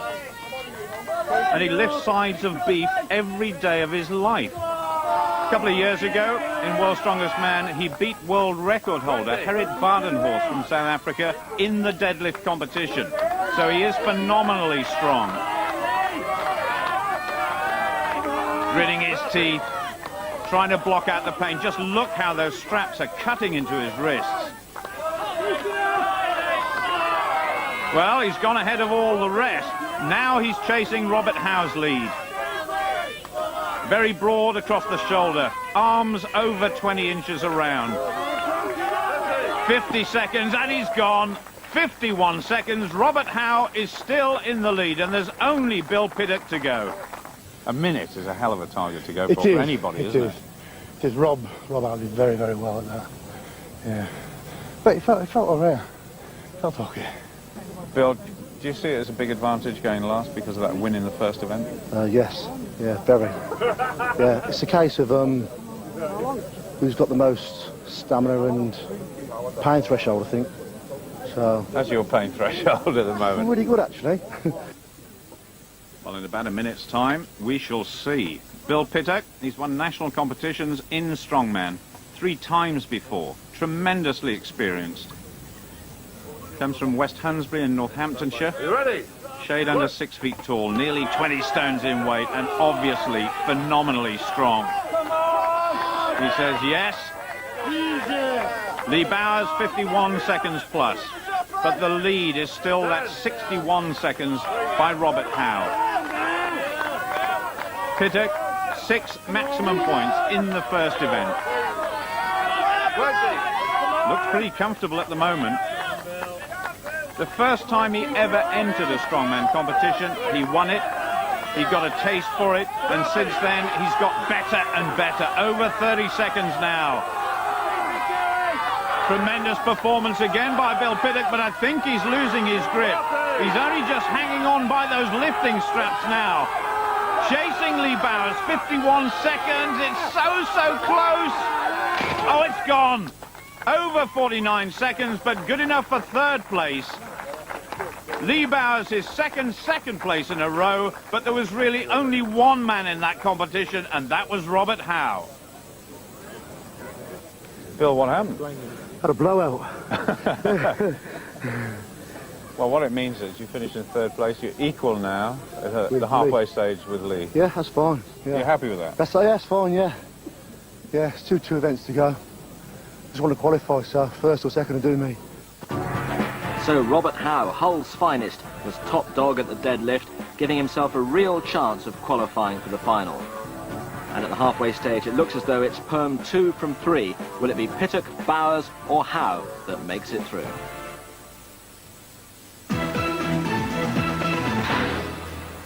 Well, what are you about to have for your supper? Well, these guys in the Britain's Strongest Man competition are big guys, and they eat big meals. But just how big? Well, during the course of an average day, you will consume food that eats up 2,000 calories. They talk in terms of between 7 and 8,000, which means this much food. 10 huge meals every day, 10 bowls of soup, 10 prawns in peppers, 10 chicken legs, 10 kebabs, 10 portions of fish. Heaven knows how many pounds worth of potatoes, carrots, beans, rice, broccoli. And as if that's not enough, look at these puddings, chocolate eclairs, all sorts of gooey cakes, cheesecakes, and roughly 18 bread rolls. Liquid intake is crucially important as well, and one of them even starts every single day with 6 pints of milk down in one. If I start my soup about now, I'll finish this lot by the 3rd millennium.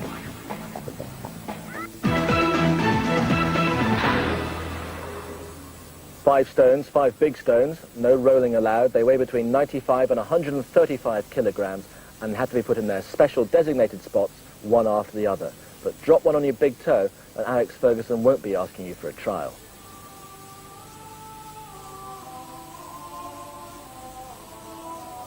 Jolly boating weather beneath glorious blue skies, and a big crowd building up for this 3rd event of the 3rd heat. Lee Bowers and Bill Pittock go back a long way. They're great friends and great rivals too. Right now locked in a real battle for first place. Yeah, that's the way it should be. We're quite a long rivalry between me and Bill. We're all rivals. We've been in this position long before, I mean, plenty of times before. So. Yeah, so I'm used to it and Bill's used to it. Yeah. It's a bit of a jinx on me, though. In the last competitions, he said it's between me and Bill, and the lad who's behind us won it. So, so from now on, I learn to say that. No. It's not over till it's over. Anything can happen. Well, those two guys will be on the platform a little later. First of all, it's Christian Clay on the right-hand side, the young Welshman, up against Jason Young from Rossshire in Scotland. Christian Clay used to be a national archer, believe it or not. I hope his aim with these stones is pretty good, otherwise they'll go tumbling over the back. First of all, the lighter stone. Over 14.5 stones, and up it goes. Jason Young carrying it slightly higher than Christian Clay. Both men not very experienced at this level of competition. And as we've seen in the previous heats, experience does count. Jason Young and Christian Clay getting those long arms around the stone. Oh, Jason Young, a bit of a slip there. A chance for Christian Clay to catch up. The second stone is on, and the stopwatch will record the times. Each stoner up there, and Jason Young has got problems. And the doctor goes rushing on I'm not quite sure what happened there, but Jason Young is on the deck. Now then, Christian Clay oblivious to that. Young is back up on his feet, but really struggling here. A phenomenal effort by Jason Young, and he's going to get the third stone up, or is he? Yes, he does. That is fantastic. A real gutsy effort by the Scotsman. Christian Clay just with the 2 stones up. He's taller than Jason Young, and he gets it just. You've got time for this, you've got 15 seconds. Hands underneath. Both competitors being told that the 90-second time limit is on its way. Jason Young is absolutely exhausted. It's been a phenomenal performance by him, but he's finished, and so is Christian Clay.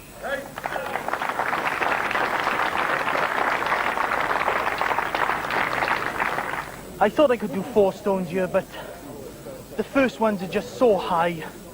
You got to pick it up on your chest, and then you got to like press it, and it's just so high, it's unbelievable. Bill Piddock and Mark Griffiths to go next. Mark Griffiths, the lightest man in this heat, just weighs about 17.5 stones compared with Bill Piddock's solid 20 stones. And both of them striding out there purposefully. They've both had a chance to practice this. But the competition is where it gets very, very serious. Bill Piddock is away the fastest. Mark Griffiths already struggling with that first stone. Oh, it's gone over the back. What does he do now? He's got to go and get it. So a chance for Mark Griffiths to take advantage. This is incredible. I've never seen anything like this before. That is Jukka Ahola, a former world's strongest man himself. That's within the rules. But Bill Piddock has got that first stone to do all over again. Oh, well, he's gone ahead of Mark Griffiths, but a bit of drama within the first few seconds. He's lost a lot of time. Jason Young got his third stone up in 59.85 seconds, and Mark Griffiths is really struggling. He might even have an injury. He's holding his shoulder. Oh, Mark Griffiths has definitely got problems. Now, what about the time for Bill Piddock? We'll have to wait and see. I think it's quite quick. And Mark Griffiths is away, straight away, off to see the doctor. Now, can Bill Piddock get the 4th stone up? There's still Lee Bowers to go, and Robert Howe. So 2 tough competitors yet to come. This 4th stone would be phenomenal, but Bill Piddock says he's had enough. He's holding his arm too, so maybe a little suggestion of an injury, and that could be bad news for the last event. That was a joke. Everyone's struggling to get it on the Thursday, and I threw it over the top. I've never seen that before. I don't know, too much power, I think. But I suffered a small injury. What have you done? I tore some muscle fibres. My voice there. Nothing major. It could make it difficult, though, in the last event, couldn't it? On my arm? Could do, yeah, and tire. But I'll hang in there. Got a few hours yet. Got to qualify. Yeah. Went towards the rock, feeling confident. I more or less jerked at it from what the doctor said, and tore some muscle fibre off the ligament itself. Of course, when I got to the wall, I was trying to push it, and I had all the power on the left-hand side, but the right-hand side of the shoulder, I had nothing there to put the rock up. Are we going to see you on the start line for the last event? I don't think so, no. Now that's tough on Mark Griffiths in his first Britain's Strongest Man competition. Worrying time too for Bill Piddock. So it's all up to Lee Bowers on the right-hand side and Robert Howe. Phenomenal performance by Robert Howe in the last event. He won by miles. Here we go, a little gentle jog to the start. Up it goes. Oh, Lee Bowers threw it up on his shoulder. Robert Howe's a very tall man, so this shouldn't be a problem, but he almost dropped it. Both together on the first stone. Now the jogging stopped. I'm not surprised. They've got to conserve energy. There's plenty of time to get all these stones up. But endurance is playing a major factor here, and that was easier than the first stone for Lee Bowers. Now come on, Robert. You did brilliantly in the last event. He was certainly very confident coming onto the platform here for event number 3. Lee Bowers the third stone up in the fastest time so far, so he goes into the lead. Can he do stone number 4? Nobody's managed it yet. Not even Bill Piddock, and in actual fact, Bill Piddock injured himself trying, and he's done it. Lee Bowers wins this event. And Robert Howe has got a stone up as well. That is number 3 for him. So the man from Hull, well, he said he wasn't the strongest man here, but surely he's got plenty of guts and determination. Now, can Bowers do number 5? He needn't bother. He's actually won it, but I think he wants to do it for his own self-satisfaction. I don't think he can. 6 points for Lee Bowers. And that is it. Robert Howe being told to put it down. Ah, unlucky. That is Lee Bowers' first victory in Britain's Strongest Man this year. You wanted that 5th stone, didn't you? Yes, I did, yeah. It will come. A bit more bad at work. Perhaps it was a little bit silly going for the 5th one, but it's strong, man. You've got to do it. Well, 4 stones was enough for the 6 points for Lee Bowers. Bill Piddock, despite hurling that stone over the back of the wall, still good enough for 5 and 2nd place. And those two are well clear of the pack going into the final event.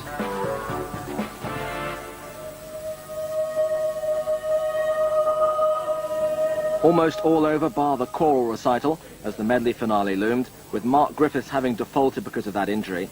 And in a 2-man first heat, Jason Young beat Christian Clay. And this all left the leaders wondering if they had to complete the course at all, especially Bill Piddock. I think I've got to. If Rob L wins this event, I've got to complete the course. I won't know that because it isn't air E, so I won't know. So I'm just going to go through the motions. Just hurt my arm holds up. It's just a bit bruised. Oh my goodness. Just, they say no pain, no gain. Now you're leading this heat at the moment, Yeah. so Lee, how about it for you? Well, I can't really say a lot, really, because I mean, I know for definite that I'm already through to the final. So, I'll just take things as they come. Timekeeper! Well, Bill Piddock right in the middle. The doctors have been hard at work on his arm. Robert Howe on the right-hand side, and then Lee Bowers on the far side. Whistle! 200 kilograms this weight. And difficult enough to lift up, let alone walk with it. But at the moment, Bill Piddock is making it look easy. Robert Howe just ahead of Lee Bowers. 2 flips of the tyre required, and this tyre weighing well over 800 pounds. That's Robert Howe. What a gutsy performer he's been. A great performance by Bill Piddock. He's miles ahead of the rest. The first barrel goes up easily. Lee Bowers on the far side, locked together with Robert Howe. And I think Northamptonshire, safe and sound, they're going to have a man in the final. Robert Howe is not going to make it, but he's still fighting. Here we go for Bill Piddock. Victory, just over 48 seconds. Oh, watch out. Nearly in a collision there with Lee Bowers. He's showing very good form. Oh, what a shame for Robert Howe. He's really stuck on that tyre. Lee Bowers, well, he's not just going through the motions. He's going to complete this course. Come on, Robert, just one last effort. Absolutely no chance, he says to Jamie Reeves, so he's going to watch Lee Bowers instead. And Lee Bowers finishes in 2nd place behind Bill Piddock. The 2 qualifiers for the final. No, like power. Plenty of power, though, from Piddock and Bowers, the big 2, the only 2 to complete the course. And it shows just how far they were clear of the rest. 21 points each, and the rest nowhere. Piddock and Bowers through to the final. Now there was us thinking that you were going to take things easy. I was actually. I had to qualify, didn't I? And you said you did it when you came off with one hand. One-handed, I was. Should be a good final. A good final. You two are just about the most experienced guys in Britain's Strongest Man this year. Is that going to make a difference? Yeah, hopefully it will do. Yeah. Should be a good tussle. So 6 men now through to the final of the Energizer Battery Trophy. Bell, Mullins, Ross, Bryce, Pittock and Bowers. So we know who 6 of the finalists are going to be in this year's Britain's Strongest Man competition. One more heat to go. Let's hope it's as close as this race is going to be.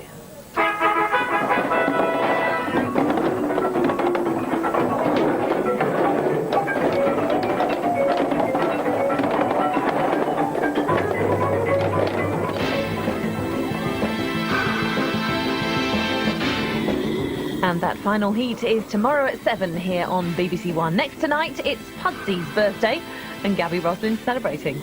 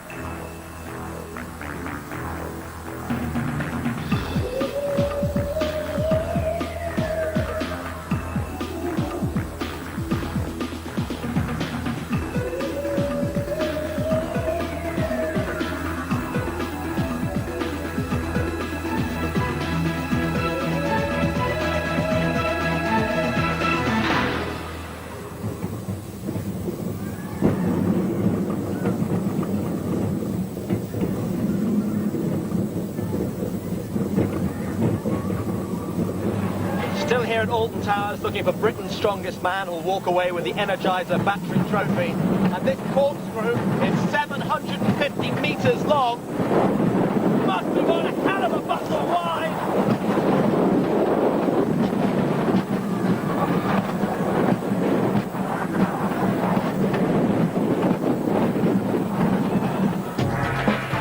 Six men already through to the final after 3 heats of bump and grind. Experienced competitors Lee Bowers and Bill Pittock carried all before them in the 3rd heat.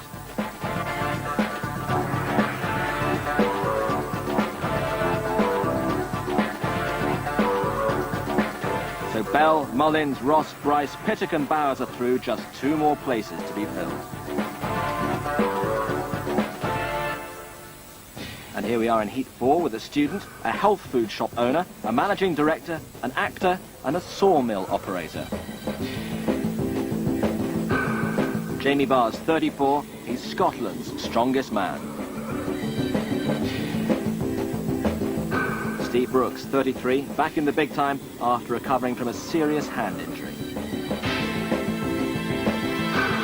Fraser Tranter, 33 as well, the tallest man in the competition. Seb Abatiello is 39, and he's a martial arts expert. And flying the flag for youth, 26-year-old Stephen Halliday.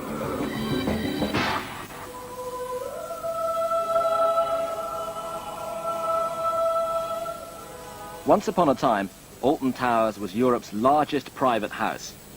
And here in front of the castle, the first event of Heat 4. Only 5 men taking part here after Terry Purdue withdrew through injury. It's the Farmer's Walk, all about pressure on the forearms and biceps. The 2 cylinders weigh 500 pounds.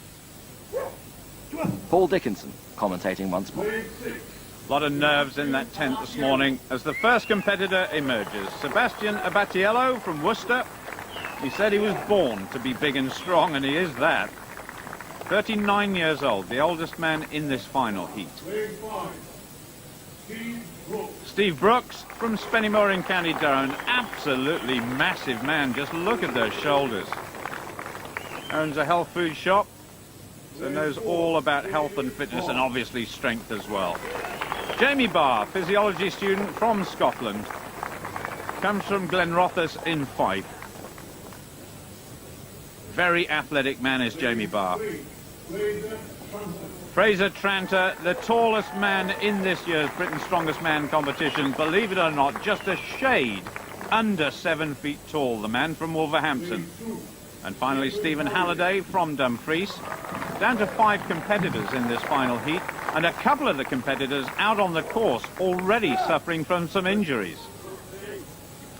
I was training and I fell and I've broken a bone in my wrist, so I'll just have to wait and see what happens. I'm not training for a fortnight because of the injury, so I'm gambling everything on it's going to be all right. Yeah, some events are a disadvantage, you know, the ones that are, you just have to work a bit harder, but I've been looking forward to this event. You know, this is a good event for me as a rule.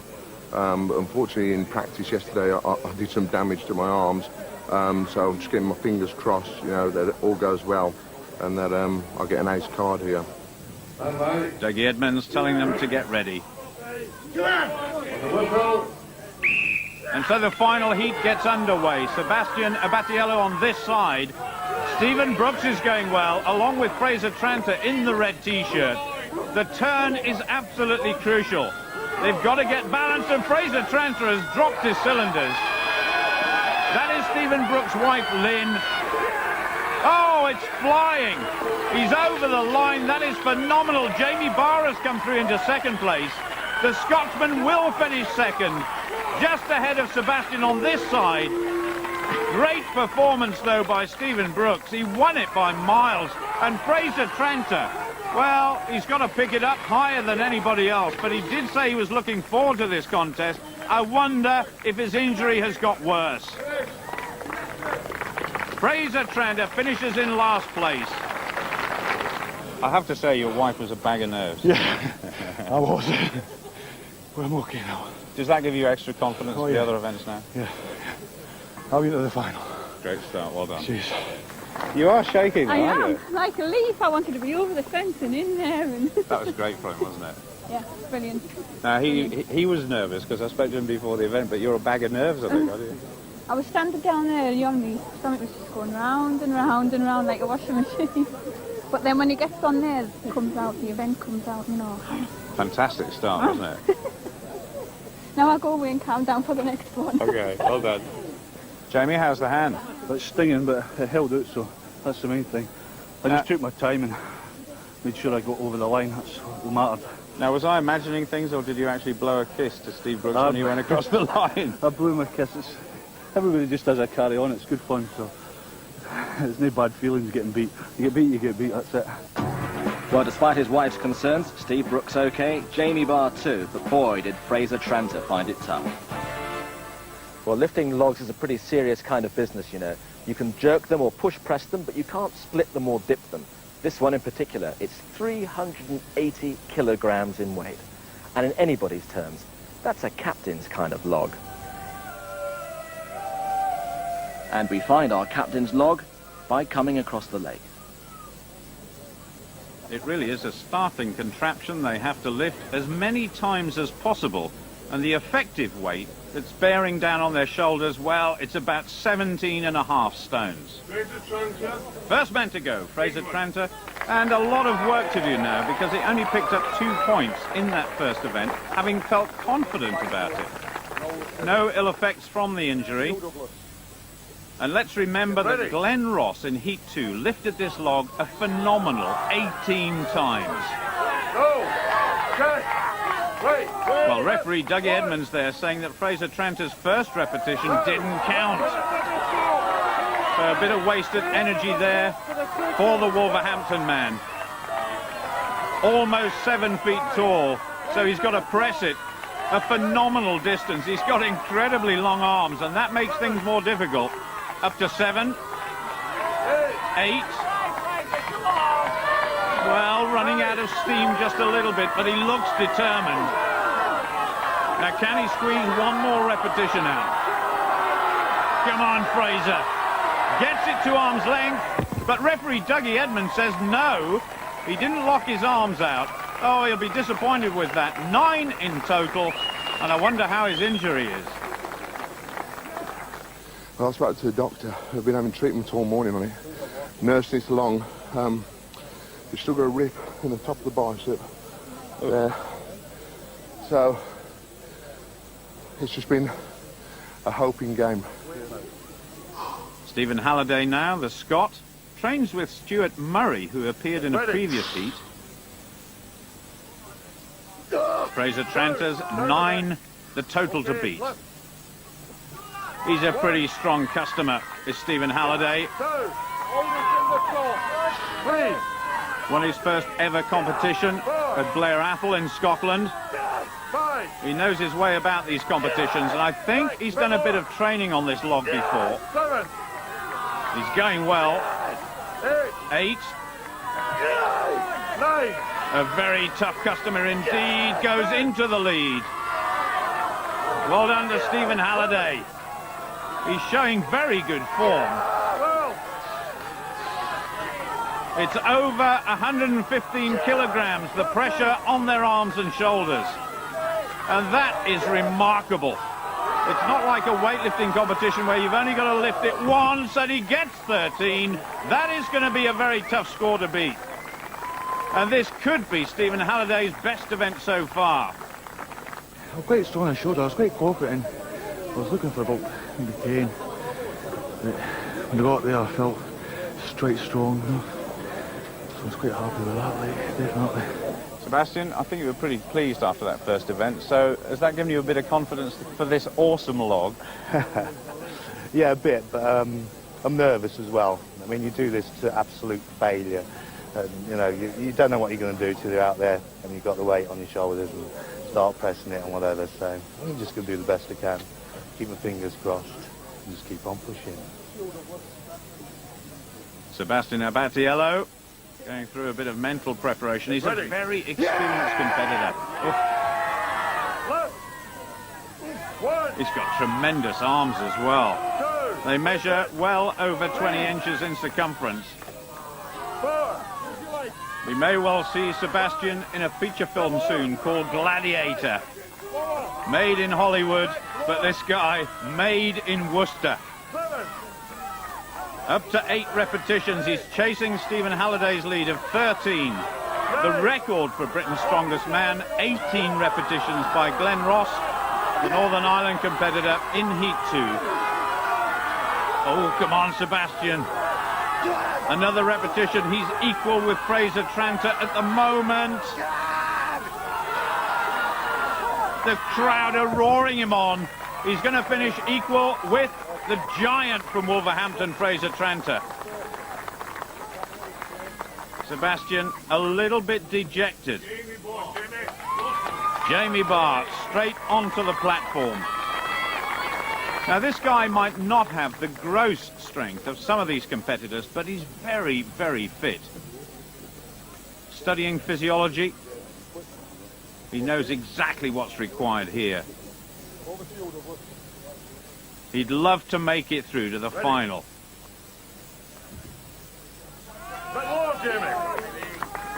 The referee telling Jamie just to take the starting position a little lower. He loves his tattoos as well, does Jamie Barr. Highly decorated, you might say.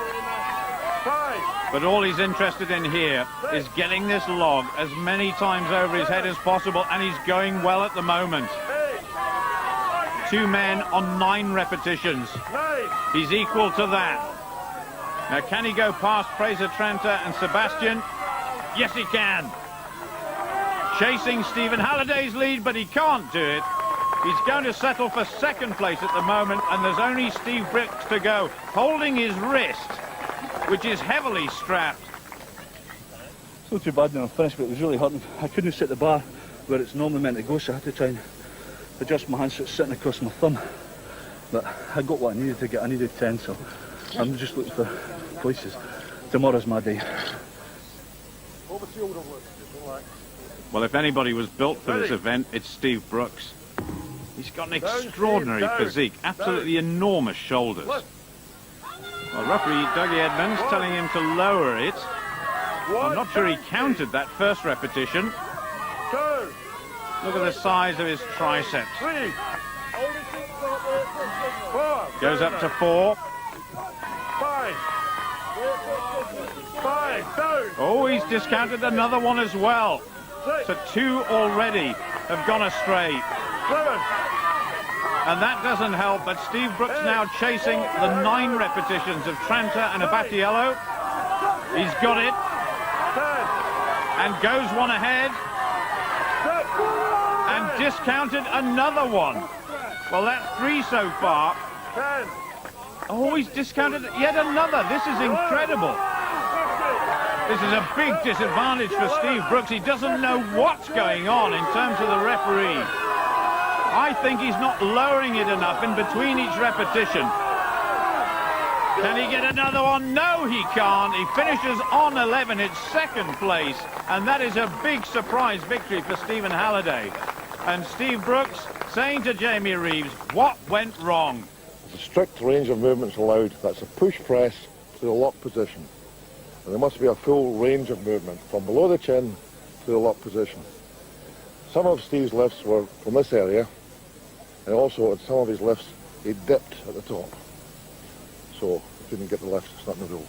It felt good to me. I would have won that easy. Well, you did have about 5 disqualified, so Yeah. that certainly would have won. Yeah. Can't understand it. Disappointed, obviously. Oh yeah, I mean I would have won that. Easy. Is this going to make a difference to the way in which you approach the next 2 events? No, it'll just make us more aggressive. Perform even better. Steve Brooks unhappy, but still good enough for second place. But for Fraser Tranter, the end of the road is nigh. The doctors told me this morning to pull out. Both the biceps are badly strained and some of the muscle fibres are torn. So I'm just competing at 50%, and I feel this calibre, it just doesn't fit. You know, you've got to be 100% fit. So now just 4 left in, but it's tight at the top, with Brooks, Barr and Halliday separated by just 2 points.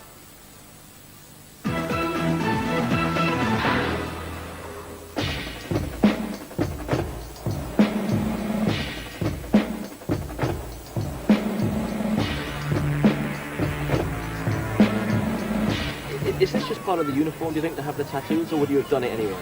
I mean, I was 32 before I actually decided to go and get one. I just fancied the Celtic pictures design. It took me maybe 6 months going every fortnight for 2 to 3 hours to get it done.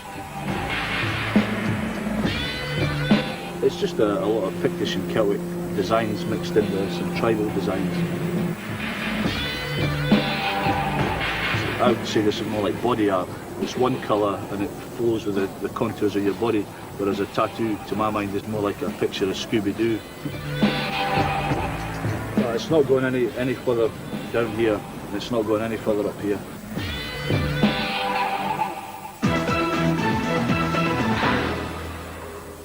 This is the loading race, 5 drags and 5 lifts. You have to pick up this sandbag and stick it on the top up there. Then you put the barrel next door to it, a log next door to that, the anchor next door to that, and in the end you put a chain right where I'm standing at the moment. And then you're going to have a lie down.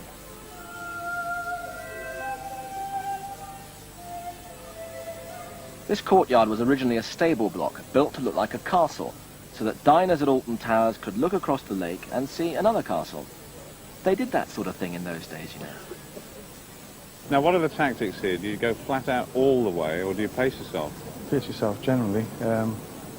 Other than watching the heats go by, they look pretty light, so we'll just see how it goes.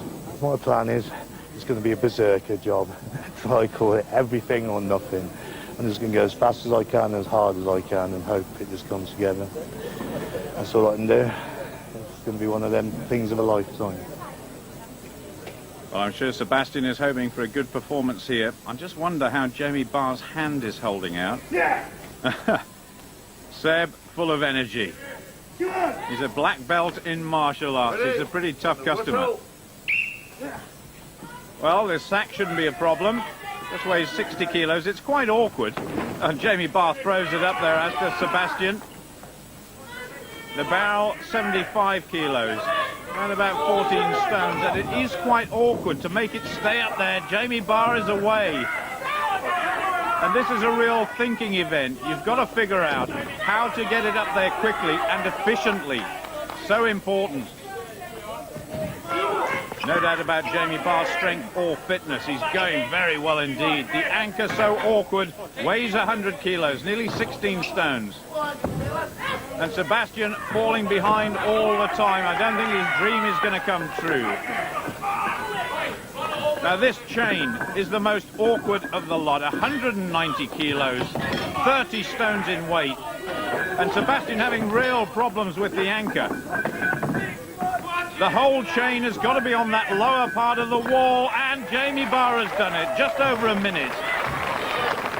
Now, come on, Sebastian. He's a real showman.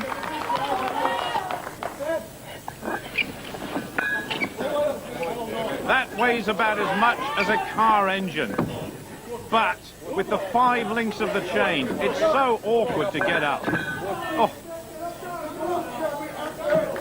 Time is running out for Sebastian. 39 years old, the oldest man in this heat. Jamie Reeve there just stopping him falling off and giving him a lot of encouragement as well. Come on now, one big lift to go, and he's got it. 1 minute, 44 seconds. Total and utter exhaustion. I'm a wee bit quicker than the others because my body weight's lighter, but you never know what happens. I gave it my best shot, so you can only just wait and see what the other two's going to come up with. Steve Brooks is in pretty good shape though, isn't he? He is, he's improved greatly on his fitness as well, so, but I just hope I'm quicker. Jane Fonda classes have paid off. Well, I'm not sure about Jane Fonda aerobics for these two. It's all about strength now and guts and determination. Halliday on the left, Brooks on the right. Ready? Crashing down like sprinters. Away we go. The race is on. Brooks away quickly. Halliday, all just leaving that sack dangling over the wall, but it stays on. And Jamie Barr was afraid of Steve Brooks. Halliday is up in the points as well.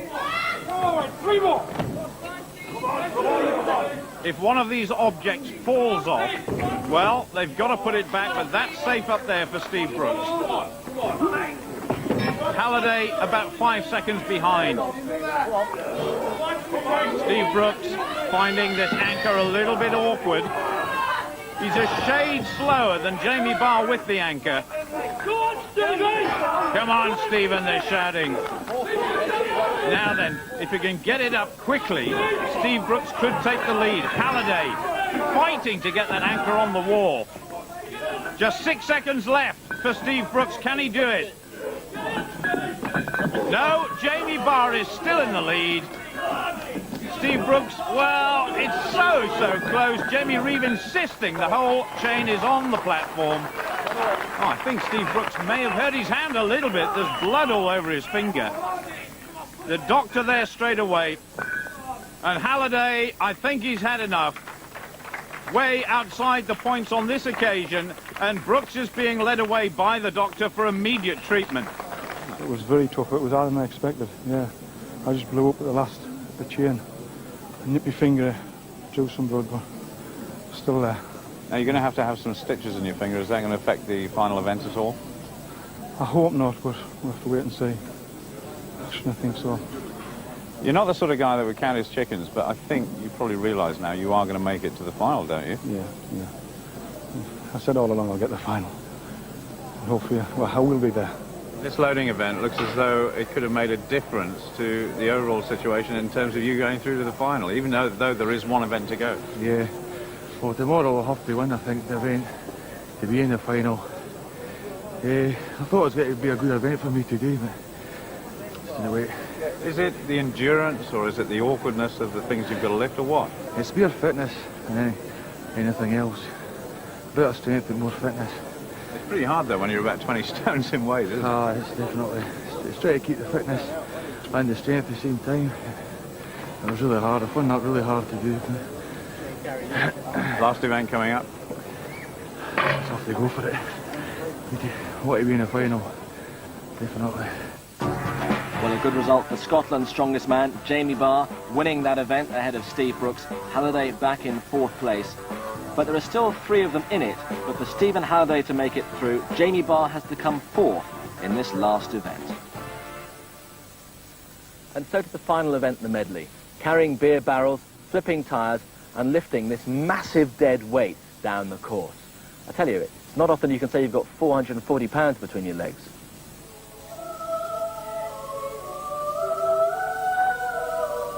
In the intervening period, Steve Brooks had been to hospital to have those stitches because he knew he only had to start this event and pick up a single point to get through to the final, and that's just what he did. But even though this race became academic, Jamie Barr was still up for it. Now, Jamie, rather like the last event, this event should suit you because you are a very fit man as well as being strong. Yeah, it does. Plus, I've done the tie before, so I know what's coming. So I'll just get it on and get it over with, and that's it, done. Well, Steve Brooks picking up that single point had now made it impossible for Halliday to overtake Barr. So this medley race became a matter of pride. Sebastian on this side. He certainly wants to finish off with a flourish. Yeah. Jamie Barr, tough Scotsman, with Yuka Ahola standing behind him. World's strongest man 2 years ago, here to help with his experience. Stephen Halliday, he's put on a tremendous show. And this guy, well, talk about show, he loves it. And the audience love him. Yeah, come on. Thank you, Rose. So Jamie Barr, certain of a place in the final. Take your grip on the whistle. Here we go. Sebastian away well, handling this 200 kilogram weight with ease, as is Jamie Barr, who sprints into the lead. Now this huge earth-moving tyre. They've got to flip it twice. Stephen Halliday from Dumfries, right in the middle. Jamie Barr, a fellow Scot, and it's Scotland in first place by a mile at the moment. The first of 3 barrels. Easy for Jamie Barr. And this is one tough customer who, together with Steve Brooks, should acquit themselves well in the final. Sebastian coming through, and at the moment Stephen Halliday in third place in this final event. And Jamie Barr has done it and has made it look so easy. Sebastian, come on now, 1 to go after this one. Well, it's all gone down to a stroll now. The 4 events they've all taken part in, a mixture of power, sheer strength and endurance as well. And right now their hearts will be beating to their absolute maximum. Abatiello not giving up. Will Sebastian be back bigger and stronger next year? I suspect he will. Halliday too. Stephen Halliday exhausted, Sebastian as well, but he's got plenty of support. Well done, my man. Now, you came into this competition with an injury. Did you really think you'd make it through to the final? No, not really. I thought, but you never know what's going to happen. But I didn't think I was going to get the final, but I have, so I just get on with it. But this will throb for a couple of days. Some more painkillers, and it'll be all right. Well, you've proved your fitness. The That's technicalities of the events are not a problem, No. so it looks pretty good for the final for you as well, doesn't it? It's a lot heavier, so I tend to lose. Because I'm taller and I'm lighter, I'm fine for running about. But when it comes to the static, I tend to lose a bit, especially in the pressing events. But it's never over till it's over, is it? Jamie Barr exceeding his own expectations, but another event victory for him there, and Seb Abatiello getting his best result. So Barr and Brooks through to the final, but both carrying injuries. How is that going to affect them when it gets to the crunch? And there's the lineup for the final. Barr and Brooks joining Bell, Mullins, Ross, Bryce, Pittock and Bowers. Well, as tough guys, strong guys go, they don't come much tougher or stronger than Jamie, who won that heat. Well done to you. But there's one final test you've got to perform here. Just show us how strong you really are.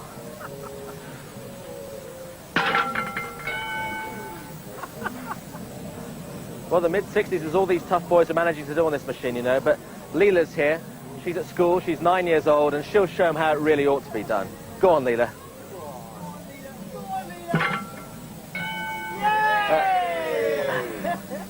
Beaten by a 9-year-old. Is that humiliating for Jamie or what?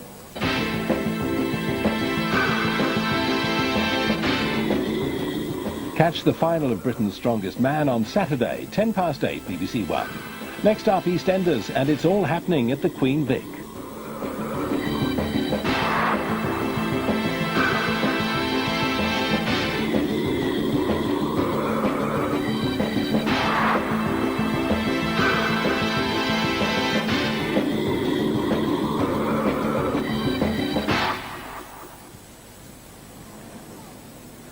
the view from one of the towers that is Alton Towers, once a stately home in Victorian times, but now Britain's biggest theme park, and where today one man will take home the Energizer Battery Trophy and be crowned Britain's strongest man.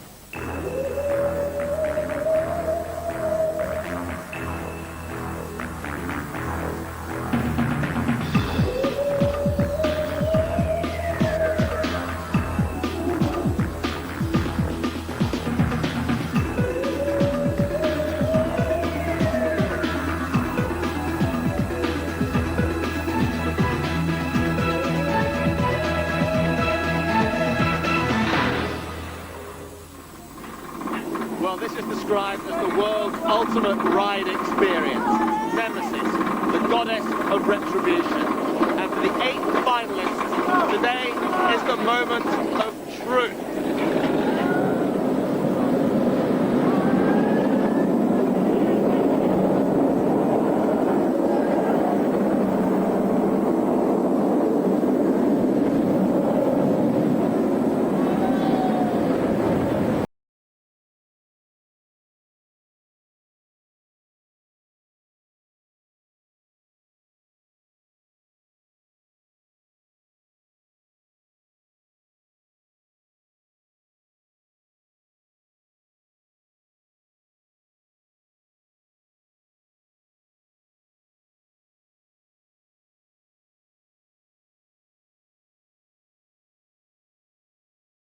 Energizer Battery Trophy, 8 contestants, 7 events.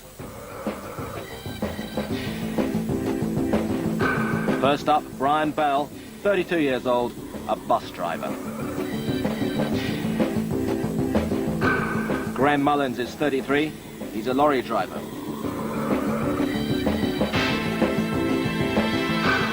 Glenn Ross, 28, and a chef.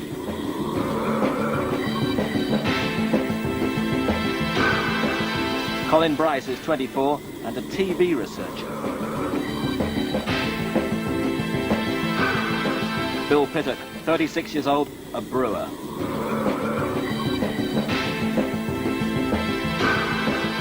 Lee Bowers, 31, and a meat porter. Jamie Barrs, 34, a student at university in Scotland. And Steve Brooks is 33. He runs his own health food shop. It's going to be hot work today. Glorious blue skies, a warm sun, and the final of Britain's Strongest Man begins in front of the castle. Well, this first event is the only one in which all 8 finalists compete against each other. It's a game of 3 halves. The first section, you have to run and pick up this beer barrel that weighs a mere 105 kilograms and carry it down the course and stick it on a sledge at the end. And then you run back and make no mistake, some of these guys can run and pick up the sandbag that weighs 95 kilograms and bring that up here and stick that on the sledge as well. The sledge weighs 30 kilograms in its own right. That's a combined total of 230 kilograms overall, 37.5 stone to you and me, and you drag the whole lot back to the end of the course, and the first one home wins. And commentary comes from Paul Dickinson. Tremendous nervousness out there on the course. Mullins, Maltby, South Yorks. The big Yorkshireman, Mullins. Then Stephen Brooks from County Durham, an enormous man. Glasgow. Colin Bryce, a Scot now working in London. Northampton. He's one of the most experienced men here. Jamie Barr, Fife. And Jamie Barr, who won the final heat. Lee Bowers, Derby, Lancs. Lee Bowers has competed in World's Strongest Man before. Dundee. And so has Brian Bell. And the biggest man of all, Glenn Ross from County Down. And just before the event started, Gary Richardson caught up with 1 or 2 competitors. Looking at the barrels, it's a home for home from you because you carry them around at work all day, don't you? Yeah, a bit of an advantage, yeah, because I pick them up every day, so... Yeah, you don't ever drink what's in them when you're at work? No, I can't stand that. No, because you work for a lager company, we won't say which one. No, I won't say no. Probably the best. In the world. Who's going to be your main rivals today? I think the lighter lads, Colin Bryce, Jamie Barr. But I might be surprised, Glenn Ross is fairly quick for a big man, so I wouldn't like to say, really. Yeah, I'm looking forward to it. I think it's my kind of event. I've got a chance to gain some points here. You know, any event that's faster and, let's say, lighter than the static, slow events, I've got a chance. You're a quick man then, are you? Quicker. Yeah. Well, I'm not sure there's a big sprinter out there, but we'll wait and see. It's certainly a lot to do with fitness. Away we go, the first event in the 1999 final of Britain's Strongest Man, and Bill Piddock is absolutely flying. Colin Bryce is there too, so is Lee Bowers. Back they go for the sack. Brian Bell going as fast as he can. Steve Brooks just picking up the sack. Bill Piddock is being caught by Colin Bryce. Well, Bryce on the right-hand side in the blue vest, a surprise finalist. There's Jamie Barr in the red. It's Piddock who's away first. Bryce having difficulty getting that sled moving. Glenn Ross just beginning his pull. Lee Bowers catching a little bit. Ross, who won his heat, is way behind. I think Jamie Barr's going to take it. What has Barr got left over the last metre? Jamie Barr just wins it. Bill Piddock about to finish in second place. Well done to him. Lee Bowers finishes now just ahead of Graham Mullins. Now, who's going to get the small points at the end? Oh, Glenn Ross pulling it while he's still on the ground. Then Brian Bell. It's been a very tough one. Colin Bryce, the last man out on the course. The lightest man in this final, so I guess he was always going to find this one tough. Just a single point for Colin Bryce. Oh, what about Steve Brooks? 5 points for him. Glenn Ross exhausted. Well, I knew Bill, I'd watched him do it in the heats. I knew he was quick and he went away, miles away, but the thing that they failed in the heats on was the sledge. So my idea, paced myself with a sack in the barrel and then bust my ass doing the sledge, and it paid off. So I should have paced myself a little bit on the first run. I fired off a bit too quick, I think, and it let me down and dragged back. I lost a bit of power there, but second's good. I said Jamie Barr, didn't I? I wish I'd have said that then. Today's a good day for me. Tomorrow I'll not get many points, so I've got to get as many as I can a day. A flying start for Jamie Barr, but as he said there, he knows this is a marathon, not a sprint.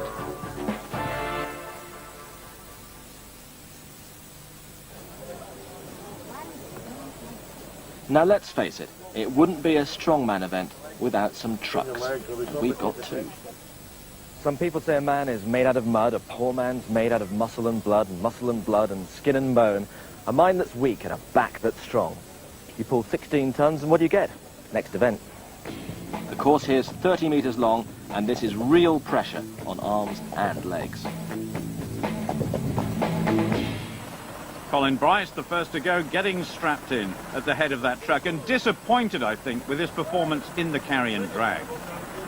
I should have tried the equipment beforehand. It was a shock. I thought I'd just gentle ease into it and start pulling it and then accelerate. I just couldn't pull it at all, so yeah.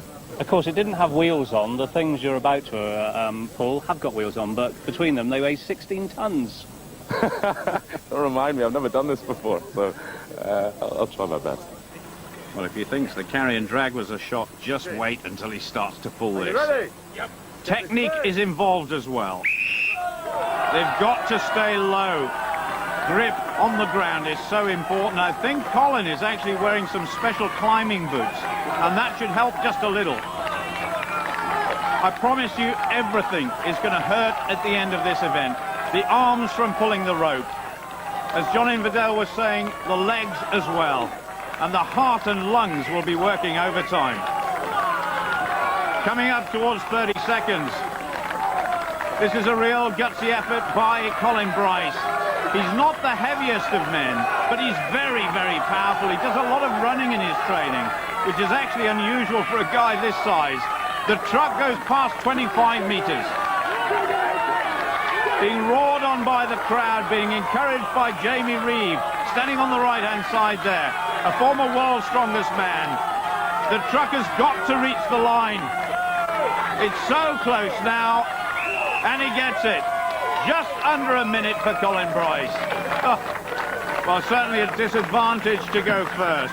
That is what everybody else will be aiming for. You just keep your legs pumping. Keep breathing deep.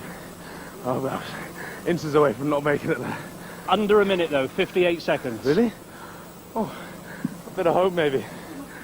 And tell us, when you started, did you feel, my goodness, there's loads of people watching, I'm not going to get going at all and the trucks are going to stay right where they are? Did that ever go through your head? Oh, worst nightmare.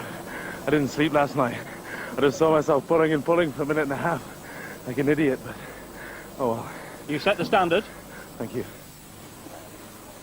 Brian Bell now, one of the most experienced men in this final.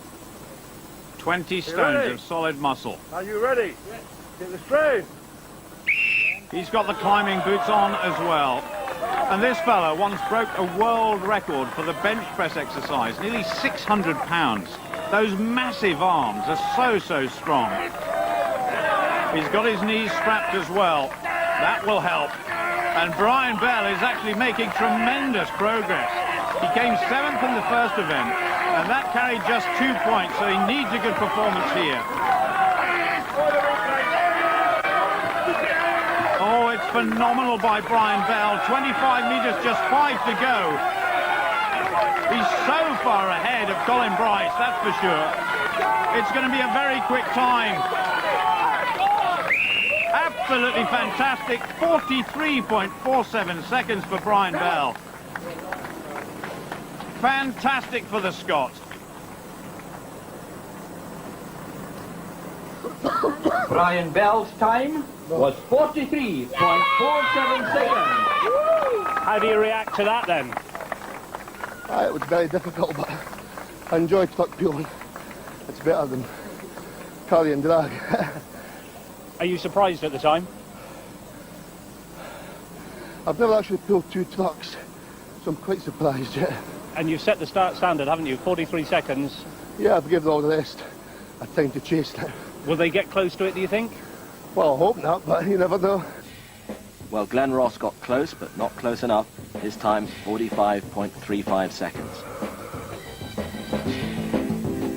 And Graham Mullins really found it tough going. 51.22 was his time. Take the rope. Steve Brooks now, the man with muscles bulging everywhere. The pride and joy of Spennymoor in County Durham. Ready. He loves this event as well. He really does fancy his chances. But what a performance by Brian Bell, 43.47 seconds. Well, Steve Brooks off to a very good start here. Sails past 5 metres and past 10 metres. His wife Lynn will be in the crowd, feeling as nervous as ever, and Steve Brooks is accelerating. He's getting faster. Taking short steps is so important. He's got the technique absolutely perfect on this occasion. He really is chasing Brian Bell's time. He's giving it everything, slowing down just a shade here. It's going to be so close. Oh, he's just outside, 44 seconds, but he goes into second place. A tremendous start for Steve Brooks in his first ever Britain's Strongest Man final. But Brian Bell's time was still taking all the beating. Lee Bowers could manage 48.03. And then Jamie Barr clocked a time of 47.16. So that left just one man to try and win the truck pool. Are you ready, Bill? Well, the rest of the competitors will be sweating just a little bit, especially Brian Bell and Steve Brooks, as Bill Piddock gets away. Now, Bill Piddock has competed in this event at World's Strongest Man level before. He's not taking short, fast steps like we saw from Steve Brooks, slightly longer, and probably using the arms to great effect as well. This man who won his heat, beating Lee Bowers into second place and coming back from a long period of injury, desperately would love to win this title. The target, 43.47 seconds, is going to be very close.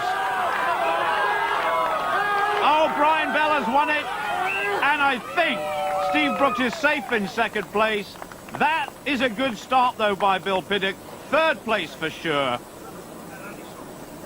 Oh, staggers to his feet, but a great Bill performance. Piddock's time was 45.12 seconds. So everybody completed the course, but Brian Bell's time proved unbeatable. Half a second clear of the rest. 43.47, the time was good enough. Yeah, it was good enough from the start. Like, it's always difficult going first because everyone's got your time to go for. But I knew I could be close to winning it. Like, but that's the first time I've actually pulled two trucks together, so I'm quite pleased to come out on top on that one. Well, this looks like it could be a really close competition. 5 points separating the top 6 after 2 events.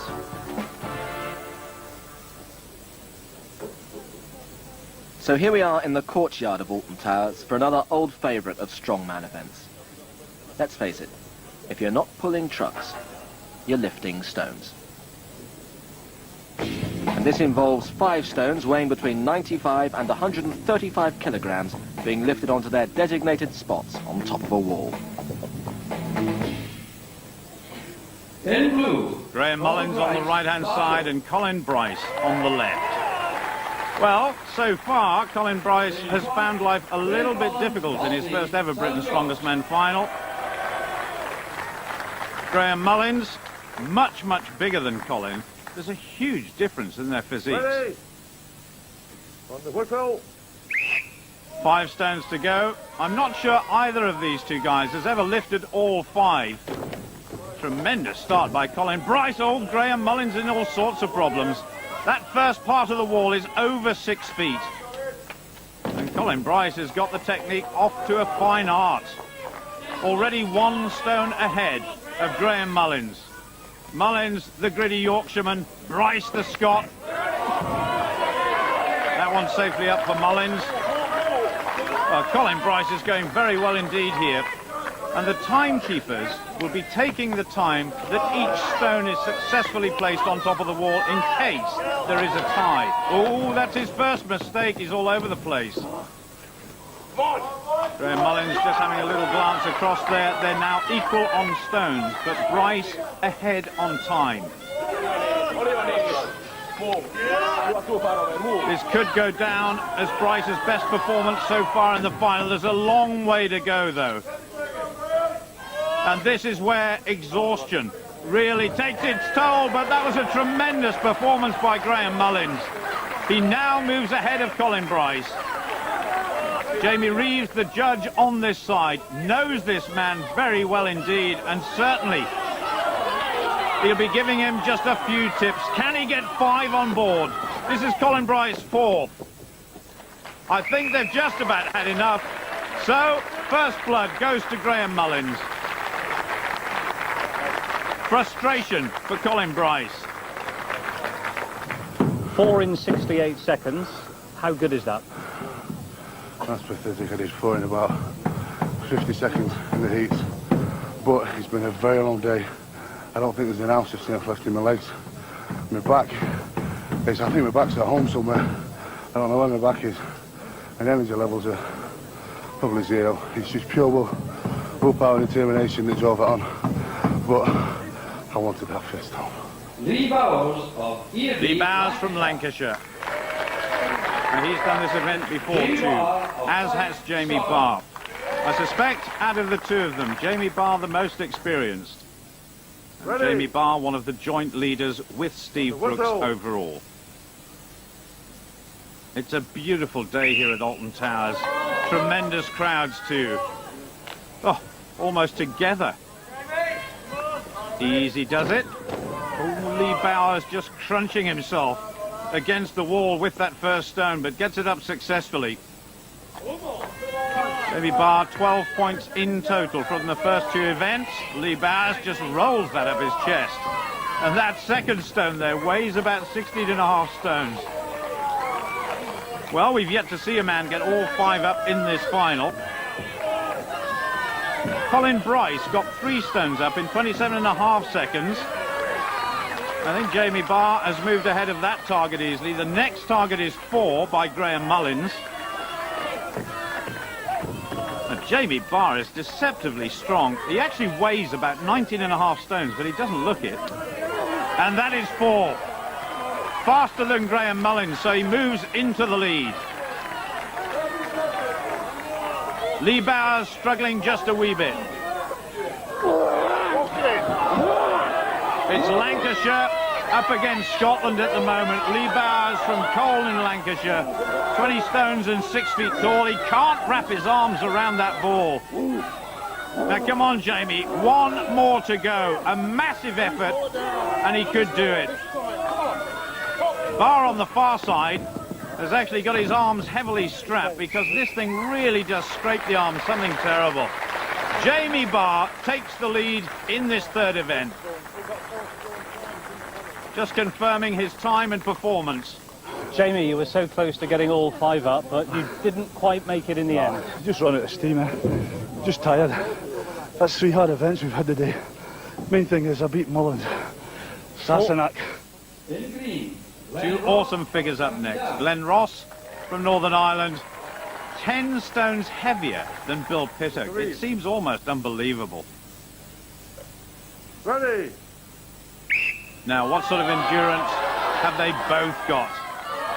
Certainly Glenn Ross showed us in his heat that although he's a big man, he can move pretty well.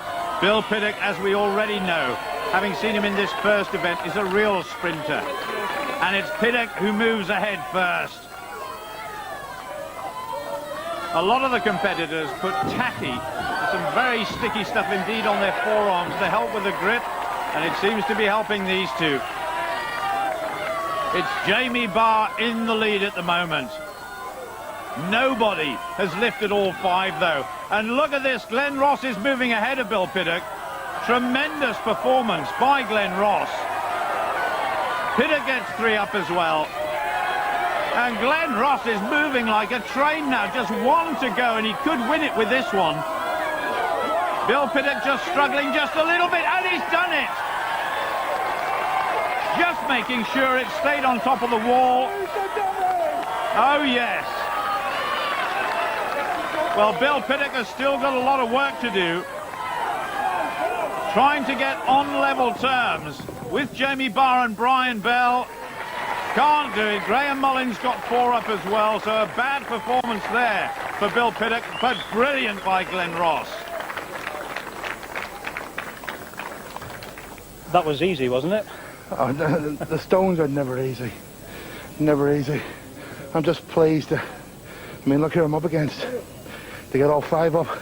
And you did all 5 in under a minute. Well, I've just been watching the biggest stone lift in the world, Lazo Fakaday. He's a wee bit of a belly too. He raises on his chest, flips him up with his gut. I've been practicing that, so that's been working. The final pair, Steve Brooks chasing an incredible lead, 55.90 seconds, the same for Brian Bell. Ready. I saw Brian Bell do an exhibition of this stone lifting in Scotland once upon a time, and he did 5 with ease. Steve Brooks there hoisting it onto his shoulder. It's almost a case of the tortoise and the hare in this event. There's no point in going off too quickly because you're definitely going to run out of steam by the time you get to the 5th stone. And Steve Brooks is going well though, 2 stones ahead of Brian Bell. Jamie Barr at the moment is in 2nd place, 4 stones in 54 and a bit seconds. Brian Bell's 3rd, just on top. Oh, Steve Brooks struggling now. This one getting on towards 18 stones. And Steve Brooks has done it. Oh yes, come on, he says, more support. He might be wasting a little bit of time doing that though. Perhaps Glenn Ross heading towards his first victory in this final. Steve Brooks running out of time. And he's got it. He's going to get 2nd place. Glenn Ross has won by over 14 seconds. And what can Brian Bell do?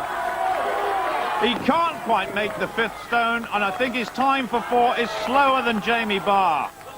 It certainly is by a couple of seconds, so Bell down in 4th place. Well, that really was a fantastic performance for a man with a bad back. Yeah, I just blocked it out. I was in whether 2 minds to do it or not. in the 10s. Second fastest time of the day as well. Second fastest. Yeah, it felt good. Hopefully I'll stay in first position tomorrow. Another two good events this Sunday. Just have to dig in, keep it there. Only Ross and Brooks managed all 5 stones, but Ireland's strongest man in a class of his own, 14 seconds clear of the rest. Brooks scoring consistently at the top, Ross up from 6th to 3rd, and with the exception of Colin Bryce, it's anybody's race. Well, these guys have got thighs like tree trunks, and now they've got to lift one. Some small acorns sometime produce this mighty oak that weighs 60 stone, and they've got 90 seconds to lift it from their chest, over their head, locking out the arms as often as they can. Log on with Britain's strongest man. All the competitors I talk to, nobody seems to like this event. They're all lying. It's only me that's not any good at this. But me and Colin will be fighting for last place here, because we both did 10 in the heats. So we'll just have to wait and see. It's like everything else. Everybody says this or that, the next thing. The proof of the pudding's when you actually do it. Talking to one of the competitors, he said anybody that does 17, they'll probably win it. Yeah, I would agree with that. I'd reckon Glenn would be the winner here for this event. Suits him, static events suit him. Hopefully it should be my day today, you know. Power events in my game, like. So relying on these power events to get my points up in this competition to give me a chance of winning it, like. Bill Piddock, Northampton. Bill Piddock, a gritty competitor, and he's going to need all his experience and determination in this one. The weight that is bearing down on the shoulders is about 17.5 stones. Look. 1, wait for the count. Oh, he's been told by Dougie Edmonds just to wait, but that one was counted. He's up to 3 already. 4. 5. He's not wasting any time at all. And this is good technique. 7. Little push from the knees as well, that always helps. 9. And John Inverdale was saying that most of these guys have got thighs like tree trunks. They've got arms about as big as my thighs. They're huge guys. 14. And this is a very good performance indeed. Is he going to get 15? Yes, he does. Squeeze one more out, not quite, but that is a tremendous performance by Bill Piddock. Very disappointed in the last event. He set a very tough standard for everybody else. I've only seen this event a couple of times before, but that's one of the biggest totals I've seen, that's for sure. I've never done it before. It's a bit strange. Very strict, you know, we have to hold it for a count and put it down, but I'm pleased with that, 15. That's set the lads a record to go for. Is it going to be enough to do it? I doubt it, there's some big presses in there. But I'm pleased with that. That should put me up there. Well, Lee Bowers is one of the big pressers. And being told by Jamie Reeves exactly what is required as far as the technique is concerned. All these competitors under the watchful eye of Dougie Edmonds, and he stands no nonsense, I can promise you that. The log has to go to arm's length, and then it must come down just below the chin. Oh, it looks so easy. That's 110 kilos. 5 times so far for Lee Bowers. He's about 6 feet tall. And 20 stones in body weight. And is making this log look so easy. Chasing the lead of Bill Piddock at 15. Glenn Ross it was, who lifted it 18 times in the heats. We've yet to see him. 14. One more brings him level with Piddock. 15. And he's still looking good. He's still got plenty of puff left as well. He's in the lead. 17. Oh, tremendous by Lee Bowers. 18. That equals Glenn Ross's phenomenal performance. Now, come on, one more. Oh, tremendous by Lee Bowers. Just run out of steam in the end. Oh, yes. That is going to be tough for everybody else to beat. Well, we were impressed with 15, but you've done 18. Yeah, I wish I could have done a few more, but I have to do something after yesterday's disaster. It looked fairly easy for you, Yeah. surely not. Yeah, I'm the king of the presses. I don't care what Glenn says. Well, Colin Bryce certainly isn't king of the presses. Just 11 for him. Graham Mullins managed 13, but struggling for a big man. And Brian Bell, after that good start, could only manage 14 here. Jamie Barr said he wasn't looking forward to this event, had all sorts of problems with his wrist in the heats. That seems to have cleared up. But there will be an enormous amount of pressure on his hands, his wrists and his elbows in this event. Jamie Barr lying in second place overall behind Steve Brooks. 1, 2. It's been a tremendous standard in this competition so far. Lee Bowers, of course, in the lead with 18, Bill Piddock with 15, 5. then Brian Bell with 14. 6. And Jamie Barr is a very thoughtful character, likes to figure out the tactics and the technique before every event takes place. 9. He's struggling just a little bit. 10. One more will bring him level with Colin Bryce. Now, can he do it? Oh, that's enough. He wasn't expecting a great deal from this event. Still got time to have a laugh with Jamie Reeves, though. In last place at the moment. You weren't looking forward to it. And you can see why, yeah? I would tell you what it was, but I'm not allowed to swear on the telly. Worse than you thought it was going to be? No, just exactly what I thought it was going to be. Crap. Last minute instructions from Jamie to Steve Brooks. The wind's blowing quite a lot here at Alton Towers today, but it's still pretty hot and the competition is intense. Now, Steve Brooks had terrible problems in the heats. He wasn't lowering it far enough and he wasn't locking his arms out, but there's no mistake now. The referee disallowed about 5 lifts in the heats, but so far, so good. And we've been told by the referee that the greatest number of lifts ever in this event is 18, and that's something that Glenn Ross achieved in the heats, and Lee Bowers has already done today. Big Edmund saying, take it lower. But Steve Brooks is all right, 14. Gritting his teeth, he's just missed one there. 16, that's a tremendous performance. And he's got 17, by far and away his best performance, and he's in second place behind Lee Bowers. Well, he was all over the place in the heats. That was much better. I'll stay fit and healthy, I'll win it. And Glenn Ross is about to come on, and he fancies this, doesn't he? Yeah, Glenn's a good presser, no doubt about it. But Glenn's a few points behind me. There's a lot of run events tomorrow, which I'm quick. Glenn Ross. The final competitor, Glenn Ross, already the king of the Atlas Stones. Can he become king of the giant log lift?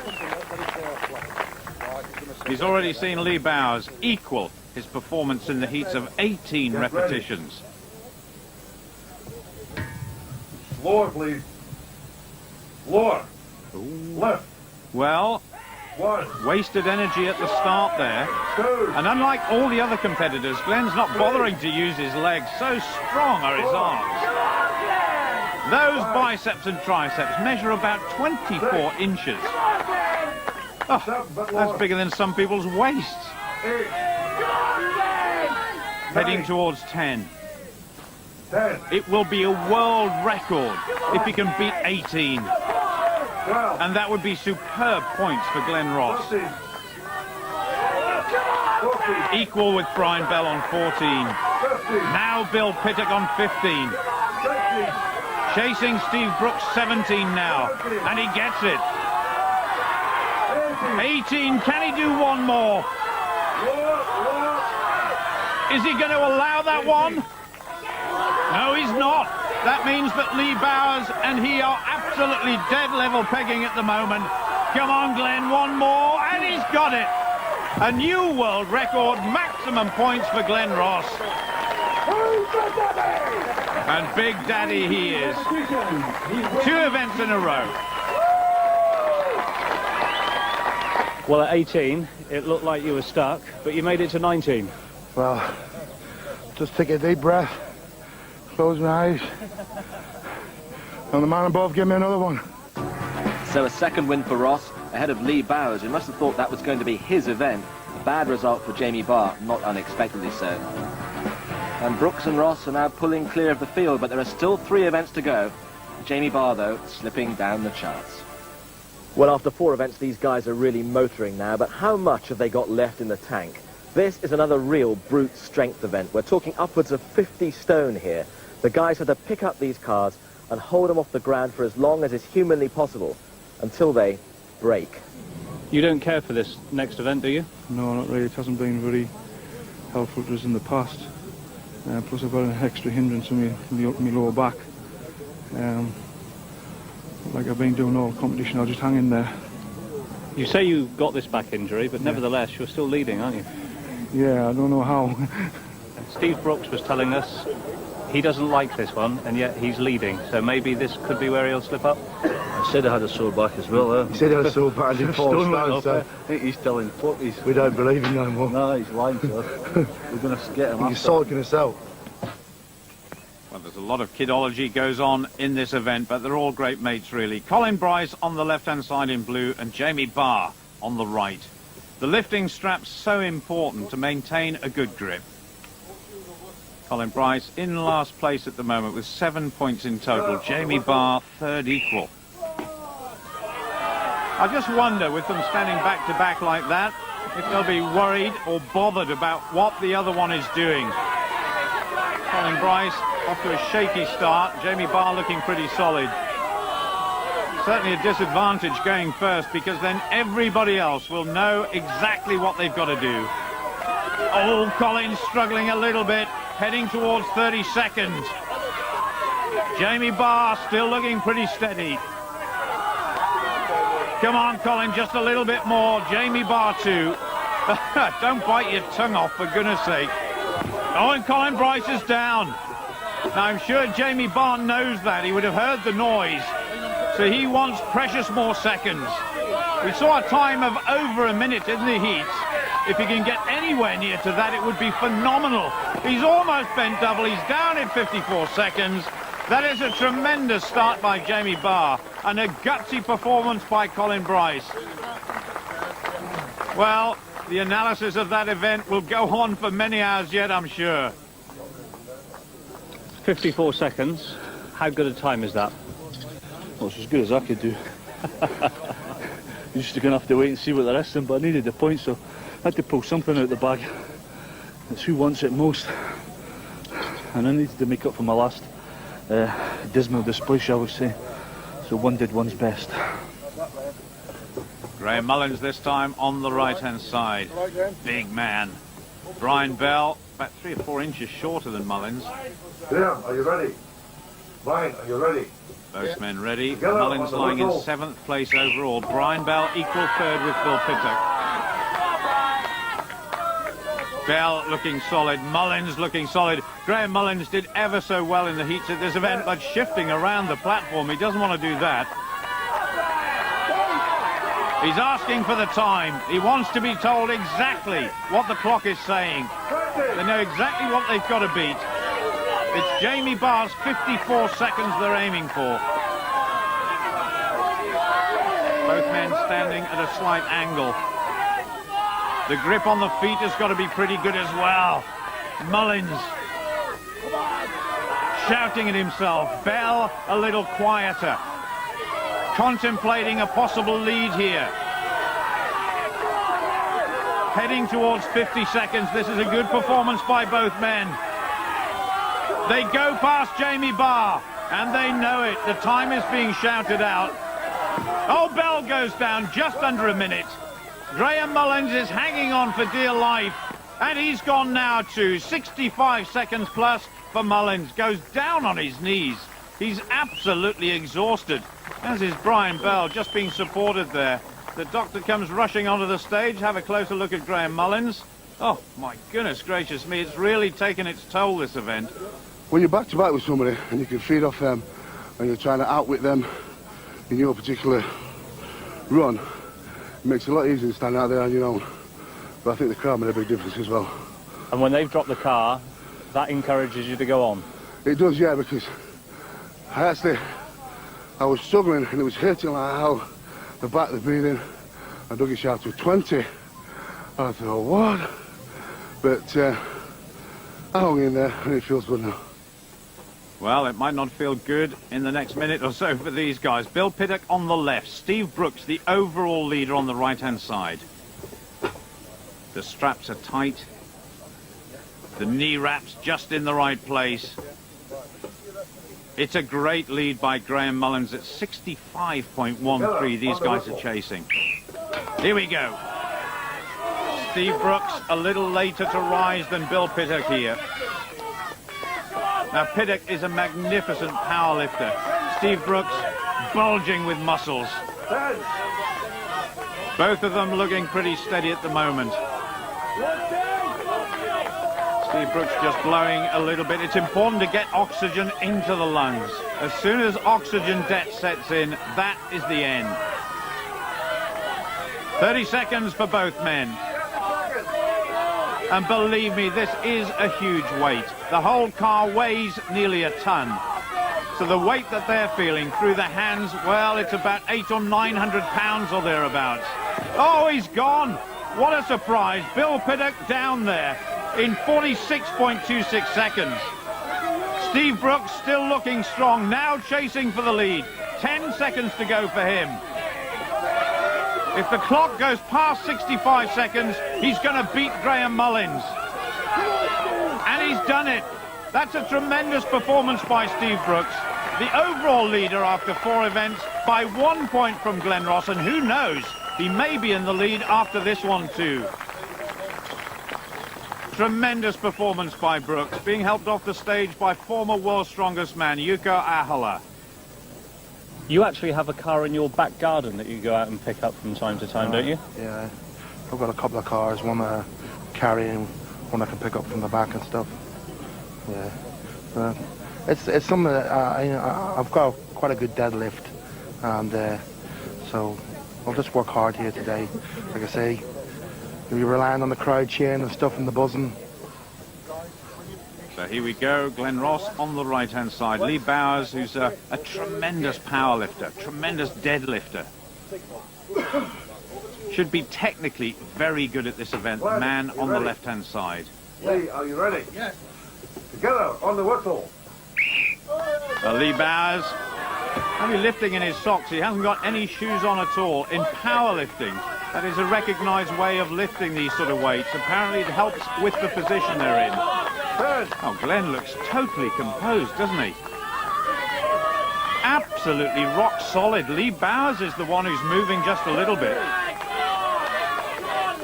Well, Steve Brooks' lead, 68.53. Glenn Ross just a point behind overall after the last event, so this is a very important one for him. Just 2 events to go after this one, and Lee Bowers shaking just a little bit. Perhaps it wasn't such a good idea after all not to put some footwear on. He looked as though he was slipping a little bit there. Ross is still as steady as a rock. Now heading towards a minute. Their first target is Brian Bell's 59.61. They've got it. Now to Graham Mullins, 65 seconds. It's going to be very close. Oh, they move ahead of Mullins. Ross is the first to go. And Lee Bowers has beaten Steve Brooks. Absolutely fantastic. A maximum 8 points for him, and Glenn Ross is in the points once more. Lee, you made that look as though you were picking up a toy car. I wouldn't say it was quite easy. That the lift isn't the difficult bit about it. It's just the holding on. It's the power, it saps your power.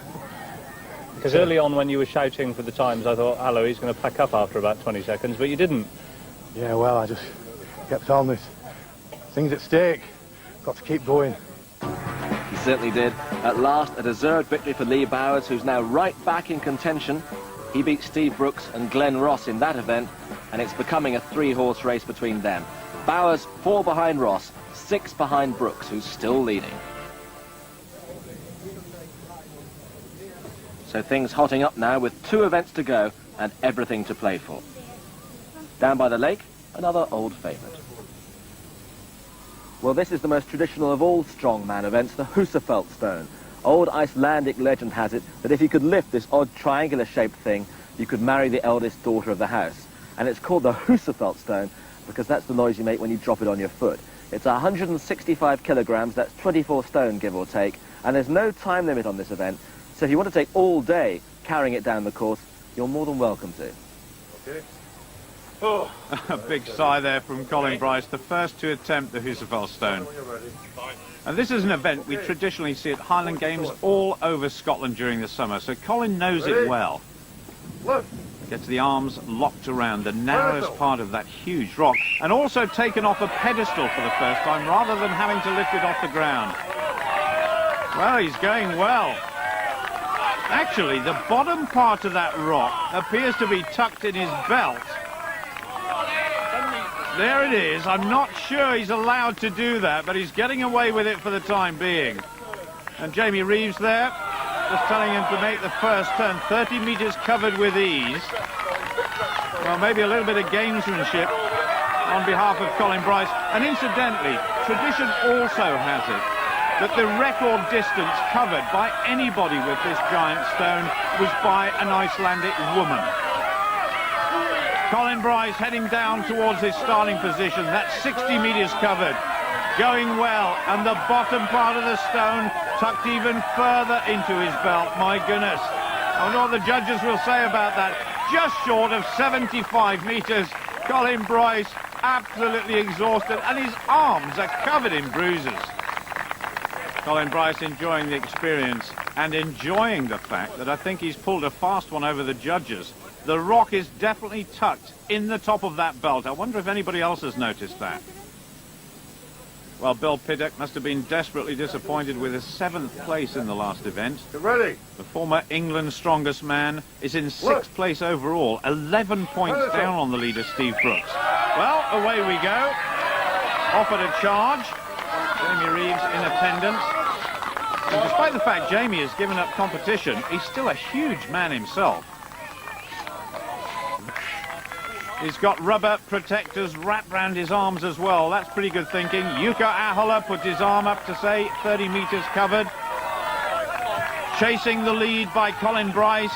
2 and a bit lengths, 74 metres plus. Now Bill Piddock is beginning to stagger just a little bit. Oh my goodness, it's like the Ministry of Silly Walks. But he makes the turn. Oh, I thought he was going to drop it. He's just hanging on by his fingertips now. He's going to go past 70. Near to 75. He's gone past Colin Bryce. Bill Piddock is in the lead. The last few metres must have been absolute agony. 78 metres 22. He gave everything to that event, and it's paid off. For Jamie Barr, another tough event, 64.85 metres for him. For Brian Bell, even tougher, 43.6. And for Lee Bowers, a very disappointing result. He was in contention, but only 49 metres. And look at Graham Mullin's face. The pain he was in was simply unbearable. He twisted muscles at the base of his spine, and after 30 metres, he'd had more than enough. So just the 2 leaders to go. In a moment, Steve Brooks, but first, Glenn Ross. Well, long arms, as we've seen, are very important. Lift. I wonder how Glenn Ross is going to get on here. He's certainly got something to rest that rock on, hasn't he? Seems to be going well. Looks pretty comfortable. And I guess one of the difficulties of this event is that you can't see where you're going. So Jamie Reeves going left a bit, right a bit, and at the moment, Glenn Ross is going all right a bit. Round the turn, 30 metres. And this, I think, is going to be a very important event for Glenn Ross. 2 points behind the overall leader, Steve Brooks, and just 1 event to go. If he can get an advantage here, he could be in with a big, big chance of winning Britain's strongest man this year. Now, can he make the turn once again and head off towards Jamie Barr's target of 64 metres in 3rd place? No, he can't. The Northern Ireland man, at the moment, in 4th place, 59 metres 50. The stone was heavy. was just pressing against your chest. I just couldn't breathe. You know, nothing there to breathe with. So I'm disappointed, really. Steve Brooks, nervous moments for him at the start. If he can win this event, he will go into the last event with a big advantage over the rest. Glenn Ross down in 4th place at the moment. The 2nd place man. A good tight grip. All these men have got massive grips. They develop that through the huge amount of weightlifting they do. Steve Brooks looks a little unsteady on his feet at the moment, but heading towards 30 metres. Oh, he looks a bit unsteady. Easy does it. He's got a huge chest. But like all the others, I think having difficulty breathing. Now he's losing his grip. He's going off course. Oh, my goodness, he's gone. That's only 40 metres. He's absolutely flat out. And this could make a huge difference to the overall result. The doctor's on there very quickly with oxygen. I hope it's not too much of a problem for Steve Brooks. It was terrible. Just couldn't breathe at all. I had a good hold of it. I just couldn't breathe. Simple as that. The competition really is wide open, isn't it? Yeah. Your thoughts? 120% for last event now.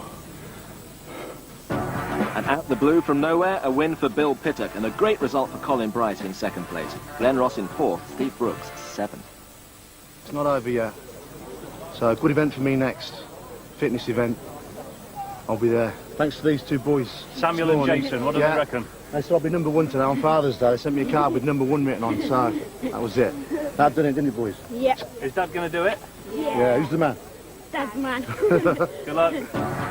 Well, if he's going to win, the men ahead are going to have to falter, because realistically, it now looks as though it's head-to-head, Ross against Brooks. And you did all 5 in under a minute. Well, after been watching the biggest stone lift in the world, Lazo Fakaday. He's a wee bit of a ballet too. He raises on his chest, flips him up with his gut. I've been practicing that, so it's been working. The final pair, Steve Brooks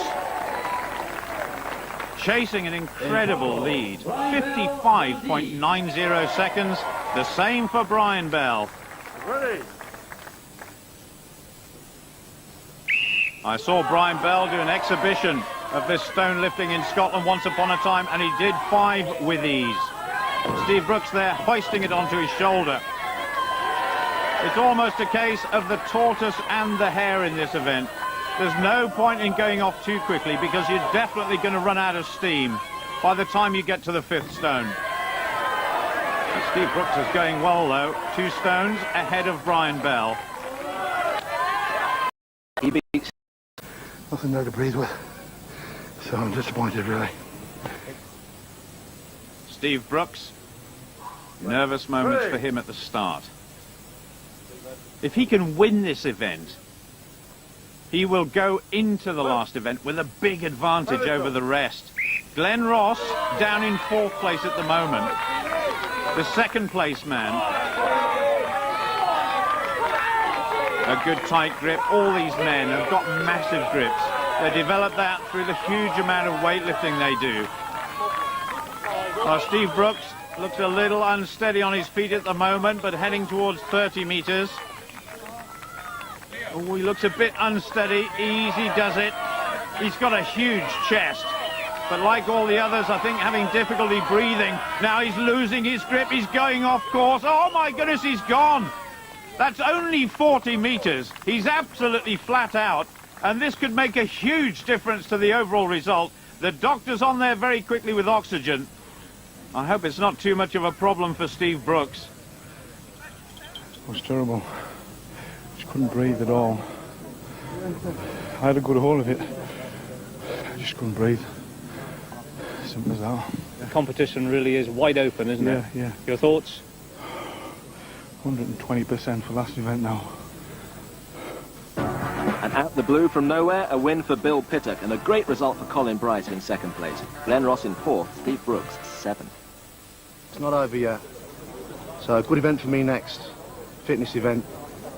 I'll be there. Thanks to these two boys. Samuel and Jason, what do they reckon? I said I'll be #1 today on Father's Day. They sent me a card with #1 written on, so that was it. That done it, didn't you, boys? Yeah. Is Dad going to do it? Yeah, who's the man? That's man. Good luck. Well, if he's going to win, the men ahead are going to have to falter, because realistically, it now looks as though it's head-to-head, Ross against Brooks. Well, the last event is the medley, carrying a sandbag, flipping a tyre, pushing a truck, and just for fun, there's another 60-stone tyre in the back of it. Sandbags are pretty straightforward. I'll be flicking them onto my shoulder, pace myself. The tyre, haven't really done the tyre. I never did it in the heats, but I've learned and watched a lot. And the truck is just a basic push.